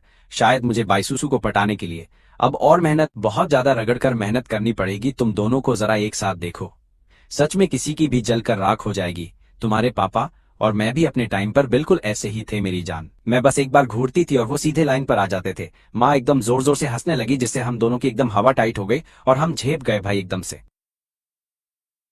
आखिर में क्योंकि वहां थोड़ा सा लोचा था और उस कमरे में बस 2 ही बेड पड़े हुए थे, बाईसुसु और उसके साथ 2 बच्चे एक बेड पर और माँ और बाकी 2 बच्चे दूसरे बेड पर सो गए मेरे लिए।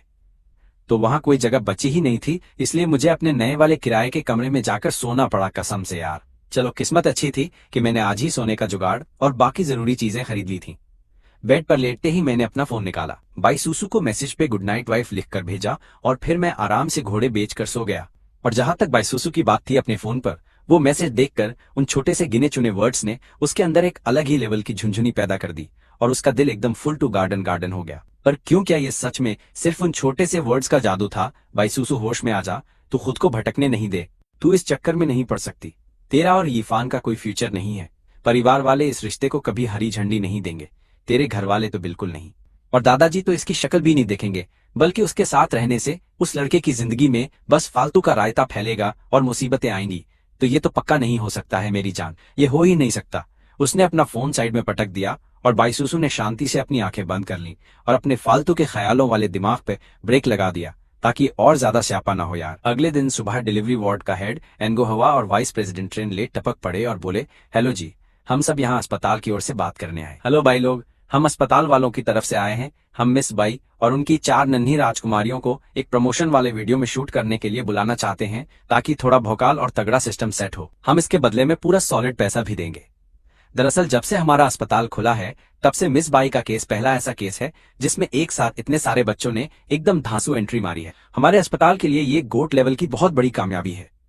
उन्होंने ये फाइनल डिसीजन लेने से पहले काफी लंबा चौड़ा माथापच्ची किया था और तब जाकर ये सारा काम किया, और अब जाके अस्पताल वालों ने उसे वाइस प्रेसिडेंट के साथ डील पक्की करने के लिए भेजा था। ये जिंदगी में एक ही बार मिलने वाला एकदम फाड़ मौका था यार। उनका अस्पताल किसी भी कीमत पर इस मौके को अपने हाथ से जाने नहीं देना चाहता था। हम इसके बारे में सोचेंगे, प्लीज हमें थोड़ा टाइम दो ताकि हम फैसला कर सकें कि क्या करना है और क्या नहीं भाई। ठीक उसी टाइम मैंने एकदम हीरो वाली एंट्री मारी। मुझे पहले ये देखना था कि बाईसुसु के दिमाग में क्या खिचड़ी पक रही है मेरे भाई। सच जाहिर सी बात है, मुझे उनके उन 2 कौड़ी के पैसों की कोई पड़ी नहीं थी। अब जब ये तगड़ा सिस्टम मेरे पास है तो क्या मुझे डर था? बिल्कुल भी नहीं मेरे दोस्त। क्या मुझे अपनी फैमिली को पालने का डर था? बिल्कुल भी नहीं। बहुत बढ़िया मिस्टर, तो ठीक है, हम फिर किसी और दिन चक्कर मारेंगे। वाइस प्रेसिडेंट ट्रिन ली ने हाँ में अपना सिर हिला दिया था। उसके बगल में खड़ा वो डिलीवरी वाला हेड और भी कुछ फालतू ज्ञान बांटना चाहता था, पर वाइस प्रेसिडेंट ने उसे रोक दिया। प्रेसिडेंट, आपने उन्हें थोड़ा और मनाने का ट्राई क्यों नहीं किया? हमने तो बात ही नहीं की। ये मौका सच में एकदम बवाल है। क्या पता हमें दोबारा ऐसा चांस मिले भी या नहीं। हम ऐसे ही हार नहीं मान सकते। हमने अभी तक उन्हें पैसों का लालच तो दिया ही नहीं। पहले उनका मूड तो चेक करने दो, बाकी का रायता हम बाद में समेट लेंगे। हमें उन पर ज्यादा प्रेशर नहीं डालना चाहिए। उन्हें इस पूरे सीन को अच्छे से समझने का टाइम चाहिए ताकि वो अपनी मर्जी से हाँ बोले। उस लौंडे को देखकर ऐसा लग रहा था कि वो बाकी के ऐरे गहरे लोगों से एकदम अलग है। प्रेसिडेंट, हमने अभी तक उन्हें पैसों का लालच तो दिया ही नहीं है। शायद उस मोटी रकम का नाम सुनते ही वो लोग एक झटके में हाँ कर देते। इनगोहवा ने एक बार फिर से अपनी वही पुरानी वाली टेप चलाई। इतने सारे पैसे देखकर तो कोई भी बिना दूसरा थॉट लाए तुरंत मुंह से हाँ ही बोलेगा ना यार। एनगोहवा, क्या तुमने उनका असली वाला एटीट्यूड और सीन नहीं देखा? क्या मेरे भाई बता मुझे, मिस बाई और वो आंटी दोनों ही उस लड़के के इशारों पर चलती हैं और उसे पैसों से कतई कोई मतलब नहीं है। वो फुल ओजी वाइब वाला बंदा है, वरना वो उसी टाइम खड़े खड़े पैसों के बारे में पूछ लेता। सच में उस लौंडे को पैसों की कोई भूख नहीं थी। वो इन सब से शायद उसकी नजरों में पैसों से ज्यादा अहमियत उसके परिवार की थी। मैं आपका पूरा माजरा समझ गई। प्रेसिडेंट एनगोहवा ने भी अपनी मुंडी हाँ में हिला दी यार। और अब जाकर उसे डीन की वो अंदर की चालबाजी समझ आई थी। तुम दोनों ने सुना ना कि वो लोग अभी क्या बोल कर गए हैं भाई।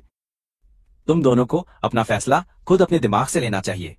तुम जो भी सोचोगे मैं उसकी इज्जत करूंगी। माँ ने हम दोनों को देखा और फिर वापस उन छोटे बच्चों की देखभाल करने में लग गई एकदम सही से। बाईसुसु ने मेरी तरफ सीरियस होकर देखा और कहा, हम एक बार ट्राई कर सकते हैं। उसे अच्छे से मालूम था कि मेरे पास ज्यादा रोकड़ा नहीं है। मेरी हालत अभी एकदम टाइट वाली चल रही है भाई। और वैसे भी मेरे परिवार का बैकग्राउंड कोई खास नहीं था, एकदम नॉर्मल सा ही था। पर इस कमर्शियल को शूट करने का पैसा बहुत तगड़ा मिलने वाला था, जिससे हमारी काफी ज्यादा मदद हो जाती। और वैसे भी आगे चलकर हमें बहुत सारे पैसों की जरूरत पड़ने वाली है। आखिर हमें अपने 4 बच्चों को पालना है, तो उनका खर्चा भी तो ज्यादा होगा ही ना। पर इस तरह अपना चेहरा दुनिया को दिखाना सही रहेगा तुम्हारे घर वालों का क्या? मैंने बाई सुसु की तरफ देखा और एकदम धीरे से उसे ये बात बोली। मुझे एकदम अच्छे से समझ आ रहा था कि सुसु के दिमाग में आखिर क्या खिचड़ी पक रही है। ये पागल लड़की सिर्फ और सिर्फ मेरे पैसों की तंगी को लेकर बेकार में इतना ज्यादा टेंशन ले रही थी। पर अगर उसकी असली पहचान सच में सबके सामने आ गई और किसी दिन लोगों को पता चल गया तो फिर सुसु क्या करेगी? वो अपने घर वालों को अपना मुंह कैसे दिखाएगी यार, बताओ? और दुनिया वाले उसे किस नजर से देखेंगे? मैं सुसु को किसी भी मुसीबत में नहीं डालना चाहता था। मुझे मालूम था कि वो किसी आम और छोटे परिवार से नहीं आती है। उसका बैकग्राउंड बहुत तगड़ा और एकदम भौकाल वाला था। अगर गलती से भी उसके घर वालों को इस बात की भनक लग गई तो फिर वो क्या करेगी? और इन छोटे बच्चों का क्या होगा? भाई बताओ, मुझे पता है तुम ये सब मेरे लिए कर रही हो। तुम्हें डर है कि मुझ पर बहुत प्रेशर आ जाएगा और मेरी वॉट लग जाएगी। मैं तुम्हारा और अपने इन बच्चों का पूरा खर्चा उठा सकता हूँ। प्लीज तुम मुझ पर भरोसा रखो। मैंने एकदम फुल कॉन्फिडेंस के साथ बाई सुसु की आंखों में देखकर ये बात बोली। इरफान, मेरी बात ध्यान से सुनो। हमें इस पैसे की बहुत जरूरत है। मुसीबत के समय थोड़ा एक्स्ट्रा पैसा हाथ में होना हमेशा सेफ रहता है, समझे तुम? और वैसे भी जब समय आएगा तो मैं अपने चेहरे पे एक मास्क लगा लूंगी, मुझे कोई नहीं पहचान पाएगा। बाई सुसु ने एकदम पक्के इरादे के साथ ये बात मुझसे कही थी यार। जब तक मेरा असली चेहरा दुनिया के सामने नहीं आता तब तक सब ठीक रहेगा।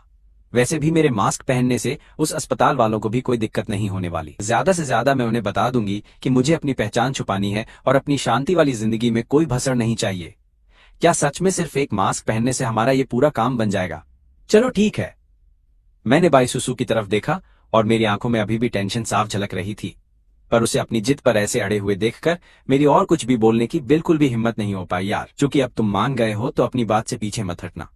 आखिर ये हमारे इन छोटे बच्चों के दूध का पैसा है, इसलिए नौटंकी मत करना बिल्कुल भी। बिल्कुल आगे चलकर जब हम इन बच्चों को बताएंगे कि वो इस शानदार कमर्शियल के असली स्टार थे तो ये सुनकर उन्हें बहुत ज्यादा खुशी होगी और वो एकदम खुशी से उछल पड़ेंगे। सच बता रही हूँ मैं, तुम सच में एक नंबर की बेवकूफ लड़की हो। मैंने अपना हाथ आगे बढ़ाया और एकदम प्यार से सुसु का सिर थपथपाया। वो सच में बहुत ही ज्यादा भोली और पागल है। उसका नाजुक सा शरीर हल्का सा कांप गया और वो एकदम शांत हो गई। उसे समझ आ गया था कि उसके दिमाग की सारी खिचड़ी को मैंने एकदम आसानी से पकड़ लिया था। मैंने जो नैनी काम के लिए रखी है वो कल से आना शुरू कर देगी। फिर हम बच्चों की पूरी जिम्मेदारी उसे सौंप देंगे। आंटी पिछले कुछ दिनों से लगातार काम करके बहुत थक चुकी होंगी। अब जाकर उन्हें आराम करने का थोड़ा सा समय मिलेगा। आजकल उसे ऐसा महसूस होने लगा था कि आंटी ये सच में उसे अपने घर की असली बहू मान चुकी हैं एकदम दिल से। जब उसने इस कड़वी सच्चाई के बारे में सोचा तो अचानक से उसे अपने ही दिल में थोड़ी सी शर्मिंदगी महसूस हुई। उसके और यीफान के रिश्ते के बीच में अभी भी बहुत सारी मुसीबतें और लफड़े आने बाकी थे, लेकिन वो सच में यीफान की माँ से एकदम सच्चा वाला प्यार करती थी। उनकी बातों में उसे एक परिवार वाला सुकून और सच्चा प्यार महसूस होता था, बिल्कुल वैसा ही जैसा उसे अपने दादाजी के पास मिलता था। अरे मेरी पागल बच्ची, तुम इन मुश्किलों और थकान के बारे में बिल्कुल भी बात मत करो। मैंने तो वैसे भी कुछ ज्यादा खास किया नहीं। आखिरकार ये छोटे और प्यारे बच्चे मेरे अपने पोते पोतियां ही तो हैं, और वैसे भी मेरे दिल में तुम पहले से ही मेरी बहू हो। ओ ए नालायक, तू थोड़ी और मेहनत क्यों नहीं करता? जल्दी से मेरी सूसू से शादी कर ले, वरना याद रख मैं तेरी टांगे तोड़ दूंगी। और फिर घर पर मुझे अपनी ये मनहूस शक्ल कभी मत दिखाना। तुझे तो मेहनत करना बिल्कुल आता ही नहीं है। इतनी बढ़िया बहू मिल रही है और तू उसे खो रहा है यार। ये सब ड्रामा बिल्कुल नहीं चलने वाला है। चाहे जो भी हो जाए, मेरी इकलौती बहू सिर्फ और सिर्फ सुसु ही बनेगी। इस निकम्मे लड़के की शक्ल देखकर ही मुझे बहुत तगड़ा गुस्सा आता है। मम्मी यार, मैं अपनी तरफ से पूरी कोशिश तो कर रहा हूँ। सुसु, देखो मेरी माँ ने तुम्हें अपना लिया और तुमने भी तो मुझे चुन ही लिया है, तो अब मैं मानूं या ना मानूं, तुम पूरी जिंदगी के लिए मेरे साथ फंस गई। सुनो जरा इनकी बातें। क्या कोई असली माँ अपने सगे बेटे से ऐसे बात करती है? कह रही हैं टांगे तोड़ दूंगी और कभी भूल कर भी लौटकर इस घर में मत आना। अब तो उनकी आंखों में सिर्फ सुसु ही बसी है, मेरे लिए कोई जगह बची ही नहीं है। पर मेरी माँ ये बात क्यों नहीं समझती यार, कि बेटे के बिना उन्हें बहू कहाँ से मिलने वाली थी। यही सब सोचकर मैं अभी भी थोड़ा झिझक रहा था कि मुझे अपनी माँ को इस बारे में बताना चाहिए या फिर नहीं। भाई सुसु मुझे और मेरी माँ को ऐसे बात करते हुए देख रही थी और अंदर ही अंदर बहुत जल रही थी, क्योंकि यही वो प्यार था जिसके लिए वो हमेशा से तरसती आई थी। उसके उस इतने बड़े और अमीर परिवार में सिर्फ उसके दादाजी ने ही उसे सच्चा प्यार और अपनापन दिया था। जब उसने अपने असली माँ बाप के बारे में सोचा तो उसे याद आया कि उन्होंने उसे कभी प्यार नहीं किया। उन्हें कोई फर्क नहीं पड़ता था कि वो कैसी जिंदगी जी रही है, उन्हें तो बस उसके अच्छे ग्रेड्स और अमीर रईस लोगों के साथ उठने बैठने और दिखावा करने से ही मतलब होता था। सुसु, जरा इधर भी देखो। अब मेरी माँ सिर्फ और सिर्फ तुम्हारी ही परवाह करती है, उसे अपने सगे बेटे की बिल्कुल भी फिक्र नहीं है। आखिर तुमने मेरी भोली भाली माँ पर कौन सा काला जादू कर दिया मम्मी, क्या सच में अगर सुसु फिर भी मेरी बात नहीं मानती तो क्या आप सच में मुझे घर में नहीं घुसने देती और मेरी दोनों टांगे तोड़कर मुझे हमेशा के लिए भगा देती क्या? ये तो हद से ज्यादा जुल्म है। आपके जैसी जालिम माँ पूरी दुनिया में कहाँ मिलेगी? क्या मैं सच में आपका अपना सगा खून भी हूं या नहीं? सच बताओ, क्या आपने मुझे किसी कचरे के डिब्बे से उठाया था? मेरी असली वाली माँ आखिर कहाँ चली गई? मैं अपनी ही माँ के सामने एकदम जिद्दी और बिगड़े हुए बच्चे की तरह नौटंकी कर रहा था और मुंह फुलाकर उन्हें लगातार घूर कर देख रहा था। हा हा हा, क्या गजब का ड्रामा है। क्या दुनिया में कोई और बेटा है जो अपनी माँ के मजे लेता हो? ये लड़का तो अब सच में अपनी हदें पार कर रहा है। मेरी बातें सुनकर माँ को गुस्सा भी आ रहा था और हंसी भी। बाई सुसु वहीं पास में खड़ी होकर ये सारा तमाशा देख रही थी और अपना छोटा सा मुंह छिपाकर धीरे धीरे हंस रही थी। आज जिंदगी में पहली बार उसे पता चला था कि मैं अंदर से कितना बड़ा नौटंकीबाज हूँ। अगली ही सुबह मैंने अस्पताल से छुट्टी का सारा काम निपटाया, एक बढ़िया सी कार किराए पर ली और सीधा अपने उस किराए वाले घर की तरफ निकल पड़ा। वो जगह वहां से ज्यादा दूर नहीं थी, हमें पहुंचने में बस 10 मिनट से थोड़ा सा ज्यादा समय लगा। फिर सबने एक एक बच्चा उठाया और अपना थोड़ा बहुत सामान लेकर सीधे सीढ़ियों से ऊपर की तरफ गए। किस्मत अच्छी थी कि वो नैनी आज सुबह एकदम सही समय पर अस्पताल पहुंच गई थी, वरना एक साथ 4 छोटे बच्चों को संभालना हमारे लिए सच में बिल्कुल भी आसान नहीं होता। जैसे ही हमने घर के अंदर कदम रखा, माँ बोली, अरे बेटा, ये घर तो काफी ज्यादा बढ़िया है। इसमें 3 बड़े बेडरूम हैं। सच में ये जगह तो एकदम झक्कास और मस्त है भाई। माँ अभी भी एक बच्चे को गोद में लिए हुए पूरे घर का चक्कर लगा रही थी। ये घर सच में बहुत शानदार था। ऐसा लग रहा था जैसे इसका इंटीरियर अभी जल्दी ही बना है। वहां पर एक बढ़िया सोफा था, एक बड़ी सी टीवी थी और यहाँ तक कि एक फ्रिज और वॉशिंग मशीन भी मौजूद थी। घर में जरूरत का सारा सामान पहले से सेट था, जिससे हमारी बहुत सारी मेहनत और मगजमारी बचने वाली थी। हाँ, ये सच में बहुत अच्छा और कड़क है। सुसु ने चारों तरफ देखा और मेरी बात मानते हुए अपना सिर हिला दिया। ऐसा लग रहा था कि वो भी हमारे इस नए और मस्त घर से काफी खुश थी। सुसु, तुम्हें अपने लिए ये वाला मास्टर बेडरूम लेना चाहिए। चारों छोटे बच्चों की देखभाल करने के लिए ये कमरा एकदम परफेक्ट रहेगा। और ये बिस्तर भी तो काफी बड़ा और चौड़ा है ना? माँ ने सबसे बढ़िया वाला कमरा सुसु के लिए चुन लिया था और ये सारा जुगाड़ एकदम सही और सटीक भी तो लग ही रहा था ना भाई। फिर सुसु ने हमारे सबसे बड़े वाले बच्चे को गोद में उठाया, उस कमरे को देखा और प्यार से सिर हिलाया। जगह वाकई बहुत बड़ी थी, तो मैंने माँ से कहा, आज रात सुसु के साथ सो जाओ ताकि आप बच्चों की देखभाल करने में उसकी मदद कर सको। एकदम कड़क आइडिया। मैंने उस वक्त यही सही समझा, क्योंकि माँ के वहां रहने से मुझे काफी तसल्ली मिलेगी और वैसे भी मेरा वहां सोना तो एकदम नामुमकिन सा ही था। फालतू में बिना बात का रायता फैल जाता। सुसु भी इस बात के लिए बिल्कुल नहीं मानती, इसलिए मैं सिर्फ माँ पर भरोसा कर सकता था, क्योंकि रात में अकेले 4 बच्चों को संभालना बहुत मुश्किल काम था, माथा ठनका देने वाला। ये सच में सुसु को बुरी तरह थका देता। ठीक है, आज रात मैं सुसु के साथ सो जाऊंगी, तुम एक कमरा ले लो। माँ ने ये मामला सेट कर दिया। जियो माई, तुम बचा हुआ कमरा ले लो। माँ ने बिना किसी कंफ्यूजन के सब सेट कर दिया। उन्हें उम्मीद नहीं थी कि उनका बेटा इतना समझदार हो जाएगा और चीजें संभाल लेगा। वो अब अपनी बीवी की कदर करना अच्छे से सीख गया था, जो वाकई एक बहुत बढ़िया बात थी। फिर तो मुझे आपको थोड़ी तकलीफ देनी पड़ेगी। आंटी बाई सुसु ने मेरी माँ की तरफ देखकर कहा। ये सच था कि वो अकेले 4 बच्चों को नहीं संभाल सकती थी, इसलिए मैंने उसके लिए पहले ही सब कुछ सोच समझकर एकदम कड़क तरीके से प्लान कर लिया था। बाई सुसु ने मेरी तरफ छुपकर देखा और उसके दिल में एक अजीब सी फीलिंग जाग उठी, जिसे शब्दों में बताना मुश्किल था। एकदम पिघलने वाली वाइब के साथ उसे ये बहुत प्यारा और अच्छा लगा। ठीक है सुसु, अब जाकर थोड़ा आराम कर लो। तुम्हारी रिकवरी अभी पूरी नहीं हुई है, इसलिए बार बार बिस्तर से उठकर ज्यादा इधर उधर मत घूमना, वरना बिना बात का रायता फैल सकता है, वरना ये तुम्हारी सेहत के लिए बिल्कुल भी अच्छा नहीं होगा।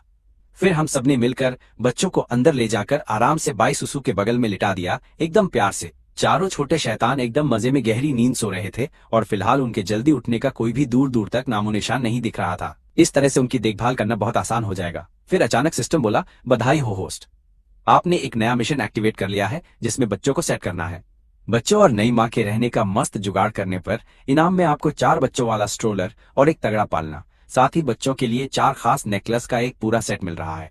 दिमाग तेज करने वाले फॉर्मूला दूध के 4 डिब्बे और बोनस में पति पत्नी के लिए कड़क मैचिंग पजामा और भौकाल मचाने वाले कुछ और बहुत तगड़े इनाम भी मिलेंगे। पति पत्नी के लिए ब्रेसलेट का एक जोड़ा और नेकलेस का भी एक पूरा सेट मिलेगा भाई।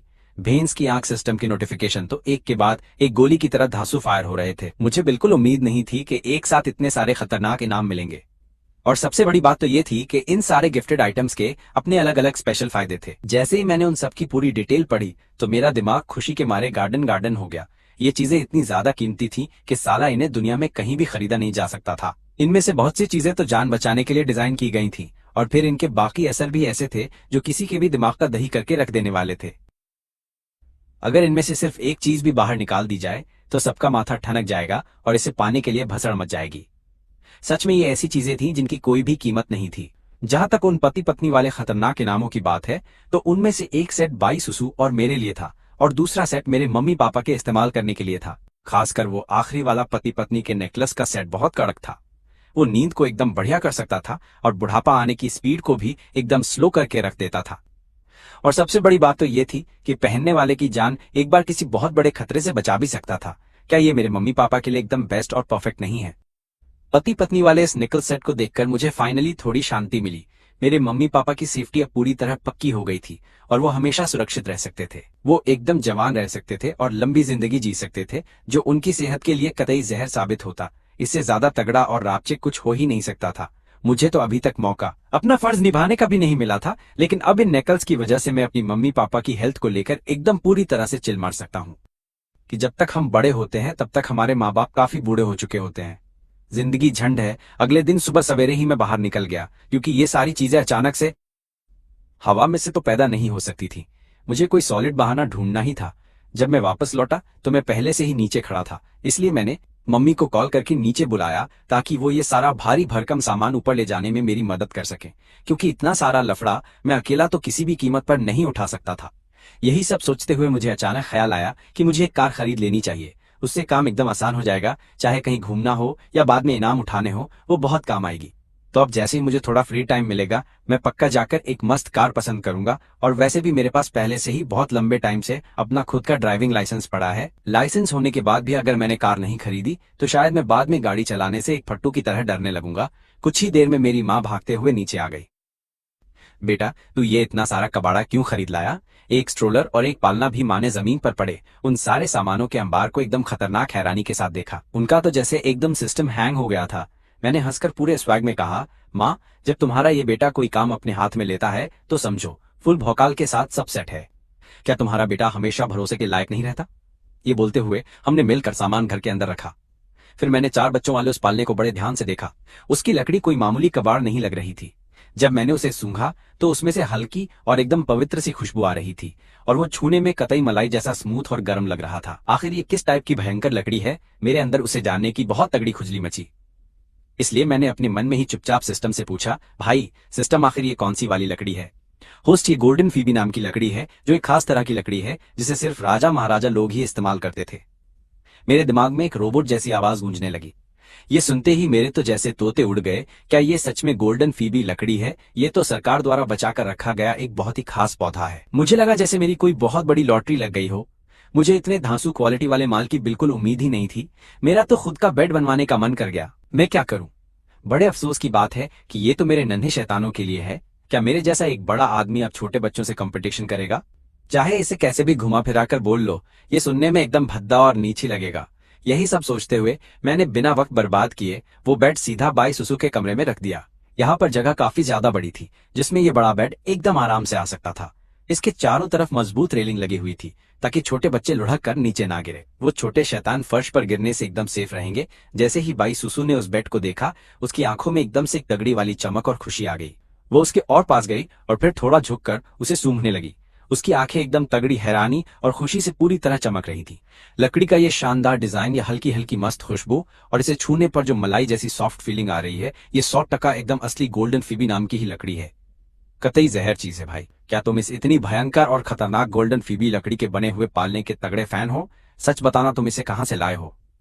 बाई सुसु ने अपने खूबसूरत चेहरे से मुझे पूरी तरह शौक होकर देखा। तुम्हें पता होना चाहिए कि ये लकड़ी ढूंढना बहुत मुश्किल काम है, और अगर तुम्हारे पास एकदम अंधा पैसा है तब भी इसे खरीदना नामुमकिन ही है, क्योंकि पहले उसके दादाजी ने भी इसे पाना चाहा था। सुनहरी फोबे लकड़ी का पलंग खरीदना उसका सपना था, लेकिन उसने कितनी भी भसड़ मचाई वो इसे हासिल नहीं कर पाया, क्योंकि ये लकड़ी एकदम बवाल और बहुत ही ज्यादा नायाब होती है। समझे? आज तक भी उसके दादाजी उस सुनहरी फोबे लकड़ी को पाने के लिए बुरी तरह तड़प रहे थे, लेकिन किसी ने सपने में भी नहीं सोचा था कि जो नायाब चीज उसके दादाजी इतनी भसड़ के बाद भी सालों तक हासिल नहीं कर पाए, वो सीधा येफान के हाथों में होगी। ये देखकर तो सच में मेरा सिस्टम ही पूरी तरह हैंग हो गया। उसने ये सब आखिर कैसे किया? एक दोस्त ने मुझे दिया है। मैं कोई खास हैरान नहीं था, क्योंकि मुझे पता है कि आने वाले वक्त में ऐसी और भी बहुत सी चीजें मिलने वाली हैं मुझे, तो ज्यादा लोड लेने की कोई जरूरत नहीं है। वैसे भी ये सिस्टम मेरा दोस्त ही तो है। बाईसुसु ये सुनकर थोड़ी सन्न रह गई कि आखिर ऐसा कौन सा जिगरी दोस्त है जो इतना बड़ा दिल वाला है, जो इतनी महंगी सुनहरी फोबे लकड़ी ऐसे ही दान में दे दे। फिर मेरा शांत चेहरा देखकर वो सोचने लगी कि क्या इसे इसकी असली औकात नहीं पता है, या फिर ये सच में इस कीमती लकड़ी की कोई परवाह नहीं करता। ये समझना होगा कि बड़े बड़े रईस खानदान इस बवाल चीज को पाने के लिए हर जगह कुत्तों की तरह खाक छान रहे हैं लगातार। किसी को ये पलंग बनाने के लिए चाहिए तो किसी को घर के फर्नीचर के लिए, पर किस्मत की वाट लगी है, किसी को मिल नहीं रही है। ठीक है, ये सिर्फ एक सुनहरी फोबे लकड़ी है, आगे और मिल जाएगी। तू अभी अपनी रिकवरी कर रही है, इसलिए बिना बात के पलंग से ज्यादा नीचे मत उतरना, आराम से रहना, समझी? जाकर लेट जा। मैं ये छोटे बच्चों के लिए लाया हूँ, अब से चारों शैतान यहीं पर शांति से सोने वाले हैं, एकदम मस्त होकर। ये बोलकर मैंने अपने चारों छोटे बच्चों को खुद अपनी गोदी में उठाया और उन्हें बड़े ही प्यार से उनके पालने में सुला दिया, बिना कोई लोचा किए। सब कुछ सेट करने के बाद मेरे चेहरे पर एकदम सुकून वाली स्माइल थी। बाईसुसु ने जब मेरी ये बातें सुनी तो उसकी बोलती ही बंद हो गई और वो पूरी तरह से सुन्न पड़ गई। तुम्हारे कहने का क्या मतलब है कि ये सिर्फ सुनहरी फोबे लकड़ी है? अगर इसे बाहर निकाला तो लोग पागल हो जाएंगे और इसके पीछे खतरनाक भसड़ और लड़ाई मच जाएगी। सच बता रही हूँ, भले ही इसका साइज सिर्फ बच्चों के हिसाब का हो, लेकिन फिर भी ये अनमोल है। ठीक उसी वक्त मैंने अपनी जेब से कुछ बाहर की तरफ निकाला। तुरंत मेरी जेब से एक पुरानी डिजाइन का शानदार लकड़ी का डिब्बा बाहर आया। जैसे ही मैंने उस डिब्बे को खोला, मुझे उसके अंदर 4 बहुत ही कड़क हार रखे हुए दिखाई दिए अंदर। तुम उन्हें किसी भी एंगल से देखो, वो लॉकेट कतई जहर लग रहे थे। ये फान, क्या तुमने ये सब हमारे बच्चों के लिए ही खरीदे हैं? क्या सच में? उस पल बाईसुसु की आंखों में एक अलग ही चमक थी, उसकी नजरों में पूरा प्यार भरा था। उस लॉकेट के आर पार दिखने वाले पत्थर के ठीक अंदर एक छोटा सा लाल पत्थर था, जो देखने में एकदम रहस्यमयी और जादुई लग रहा था। मैंने ये अपने बच्चों की सलामती के लिए खरीदे हैं, चारों बच्चों के लिए एक एक हार लिया है। मैंने समझ गई। मैंने बाईसुसु की आंखों में भी वो साफ प्यार और चाहत देख ली थी। सही बात है, कोई भी औरत इतने खूबसूरत जेवर देखकर उस पर लट्टू हो ही जाएगी ना यार। पर किस्मत खराब है, ये सब मेरी प्यारी बेटियों के लिए हैं। मैंने एक उठाया और बड़ी बेटी ये बिंग को पहना दिया। तुरंत ही उस लॉकेट से अचानक एक हल्की सी रोशनी चमकी और उसके अंदर वाले लाल पत्थर पर एक अक्षर उभर कर सामने आ गया। वो अक्षर बिंग था, जो कि बिल्कुल उसका असली नाम ही तो था एकदम। ये बिंग का नाम ये सब देखकर मेरा तो फ्यूज ही उड़ गया। साफ सी बात है कि ये लॉकेट कोई मामूली और सस्ती सी चीज बिल्कुल नहीं थी बवाल। फिर मैंने एक एक करके दूसरे, तीसरे और सबसे छोटे बच्चे को भी वो पहना दिया और बिल्कुल वैसे ही उन सबके लाल पत्थरों पर भी उनके खुद के नाम छपकर सामने आ गए। क्या ही बात है। होस्ट को बहुत बहुत बधाई हो, बच्चे का नाम पक्का करने का काम पूरा हुआ। इनाम में शरीर की ताकत 5 और शक्ल सूरत में 3 पॉइंट का तगड़ा वाला इजाफा किया जाता है। बॉस, पर्सनल चार्म में 3 और दिमाग में 5 पॉइंट। बाप रे, मुझे तो एक्स्ट्रा पॉइंट भी फ्री में मिल रहे हैं। क्या मेरी किस्मत एकदम रॉकेट की तरह आसमान नहीं फाड़ रही है? क्या बोलती पब्लिक? बाईसुसु अब मुझे घूर घूर कर देखे जा रही थी। उसे पल्ले नहीं पड़ रहा था, पर उसे लगा जैसे मैं अचानक से बहुत ज्यादा हैंडसम और कतई जहर लगने लगा हूं, एकदम आग की तरह। वैसे भी मैं पहले से ही स्कूल का सबसे हॉट लौंडा था, पर अब उसे लग रहा था कि मेरे अंदर से एक अलग ही गर्मी और चार्म निकल कर आ रहा है एकदम। लेकिन मेरे चेहरे का नक्शा तो बिल्कुल भी नहीं बदला था। क्या सच में बदल गया था, या फिर यह सिर्फ उसके दिमाग का कोई फितूर और धोखा भरी तो नहीं था? अरे हाँ सुसु, मैं बच्चों का दिमाग तेज करने वाला एक धांसू फॉर्मूला भी खरीद कर लाया हूँ। वो बाहर ही रखा हुआ है। कुल मिलाकर पूरे 4 डिब्बे लाया हूं मैं। उनके लिए तो टेंशन मत ले। मैंने सुना है कि इसका रिजल्ट एकदम कड़क है, इसलिए घर ले आया। ठीक है, मैं समझ गई। मैं आंटी में को बोल दूंगी कि वो बच्चों के लिए इसे तैयार कर दें। लेकिन बाईसुसु की आंखों की गहराई में एक हल्की सी मायूसी झलक रही थी। वो बच्चों के साथ इतने प्यार से पेश आ रहा है, पर ऐसा लग रहा है जैसे वो उसे पूरी तरह भूल चुका है। आखिरकार उन दोनों के बीच जो भी रिश्ता था, वो सिर्फ बच्चों की वजह से ही तो यहां तक पहुंचा था। उसे लगा कि वो कुछ ज्यादा ही ओवर थिंकिंग कर रही है, फालतू में ही। बाईसुसु, तू आखिर सोच क्या रही है? तेरा और ये फान का कोई मेल ही नहीं है। ये तो बिल्कुल नामुमकिन सी बात है ना। एकदम 100% सच है। मैंने अचानक से उसकी आंखों में छुपी वो हल्की सी उदासी पकड़ ली थी। मैं प्यार से मुस्कुराया और मेरी नजरों में उसके लिए नरमी भरी हुई थी। मुझे तुरंत समझ आ गया कि इस लड़की को अब पक्का जलन हो रही है मुझे बच्चों को इतने सारे गिफ्ट्स देते हुए देखकर। सुसु, जरा इधर देख, ये क्या है? मैं बाईसुसु के पास गया और अपने हाथ के एक ही झटके से जादू किया। ना जाने कहां से मैंने एक और लकड़ी का डिब्बा बाहर निकाल लिया, जो कि पहले वाले डिब्बे से थोड़ा सा ज्यादा बड़ा था साइज में। ये क्या चीज ले आए तुम अब? बाईसुसु ने अपने सामने रखे उस लकड़ी के डिब्बे को देखा और थोड़ी सी हैरानी से पूछा, क्या ये भी बच्चों के लिए ही कोई गिफ्ट है? मैंने इतने सारे गिफ्ट्स पहले कभी नहीं देखे हैं। सच? मैं बड़े ही शातिर तरीके से मुस्कुराया। इसे खोलकर खुद ही देख ले। उसका वो छोटा सा मासूम चेहरा देखकर मेरा बहुत ज्यादा मन कर रहा था कि उसके गालों को जोर से खींच लूं, पर मुझे लगा कहीं वो डर ना जाए, इसलिए मैंने खुद पर किसी तरह से कंट्रोल किया और अपने हाथ पीछे कर लिए। बायसुसु ने मेरी तरफ देखा और फिर धीरे से उस डिब्बे को खोल दिया। उसके अंदर जेड के 2 कंगन रखे थे जो कि बहुत ही ज्यादा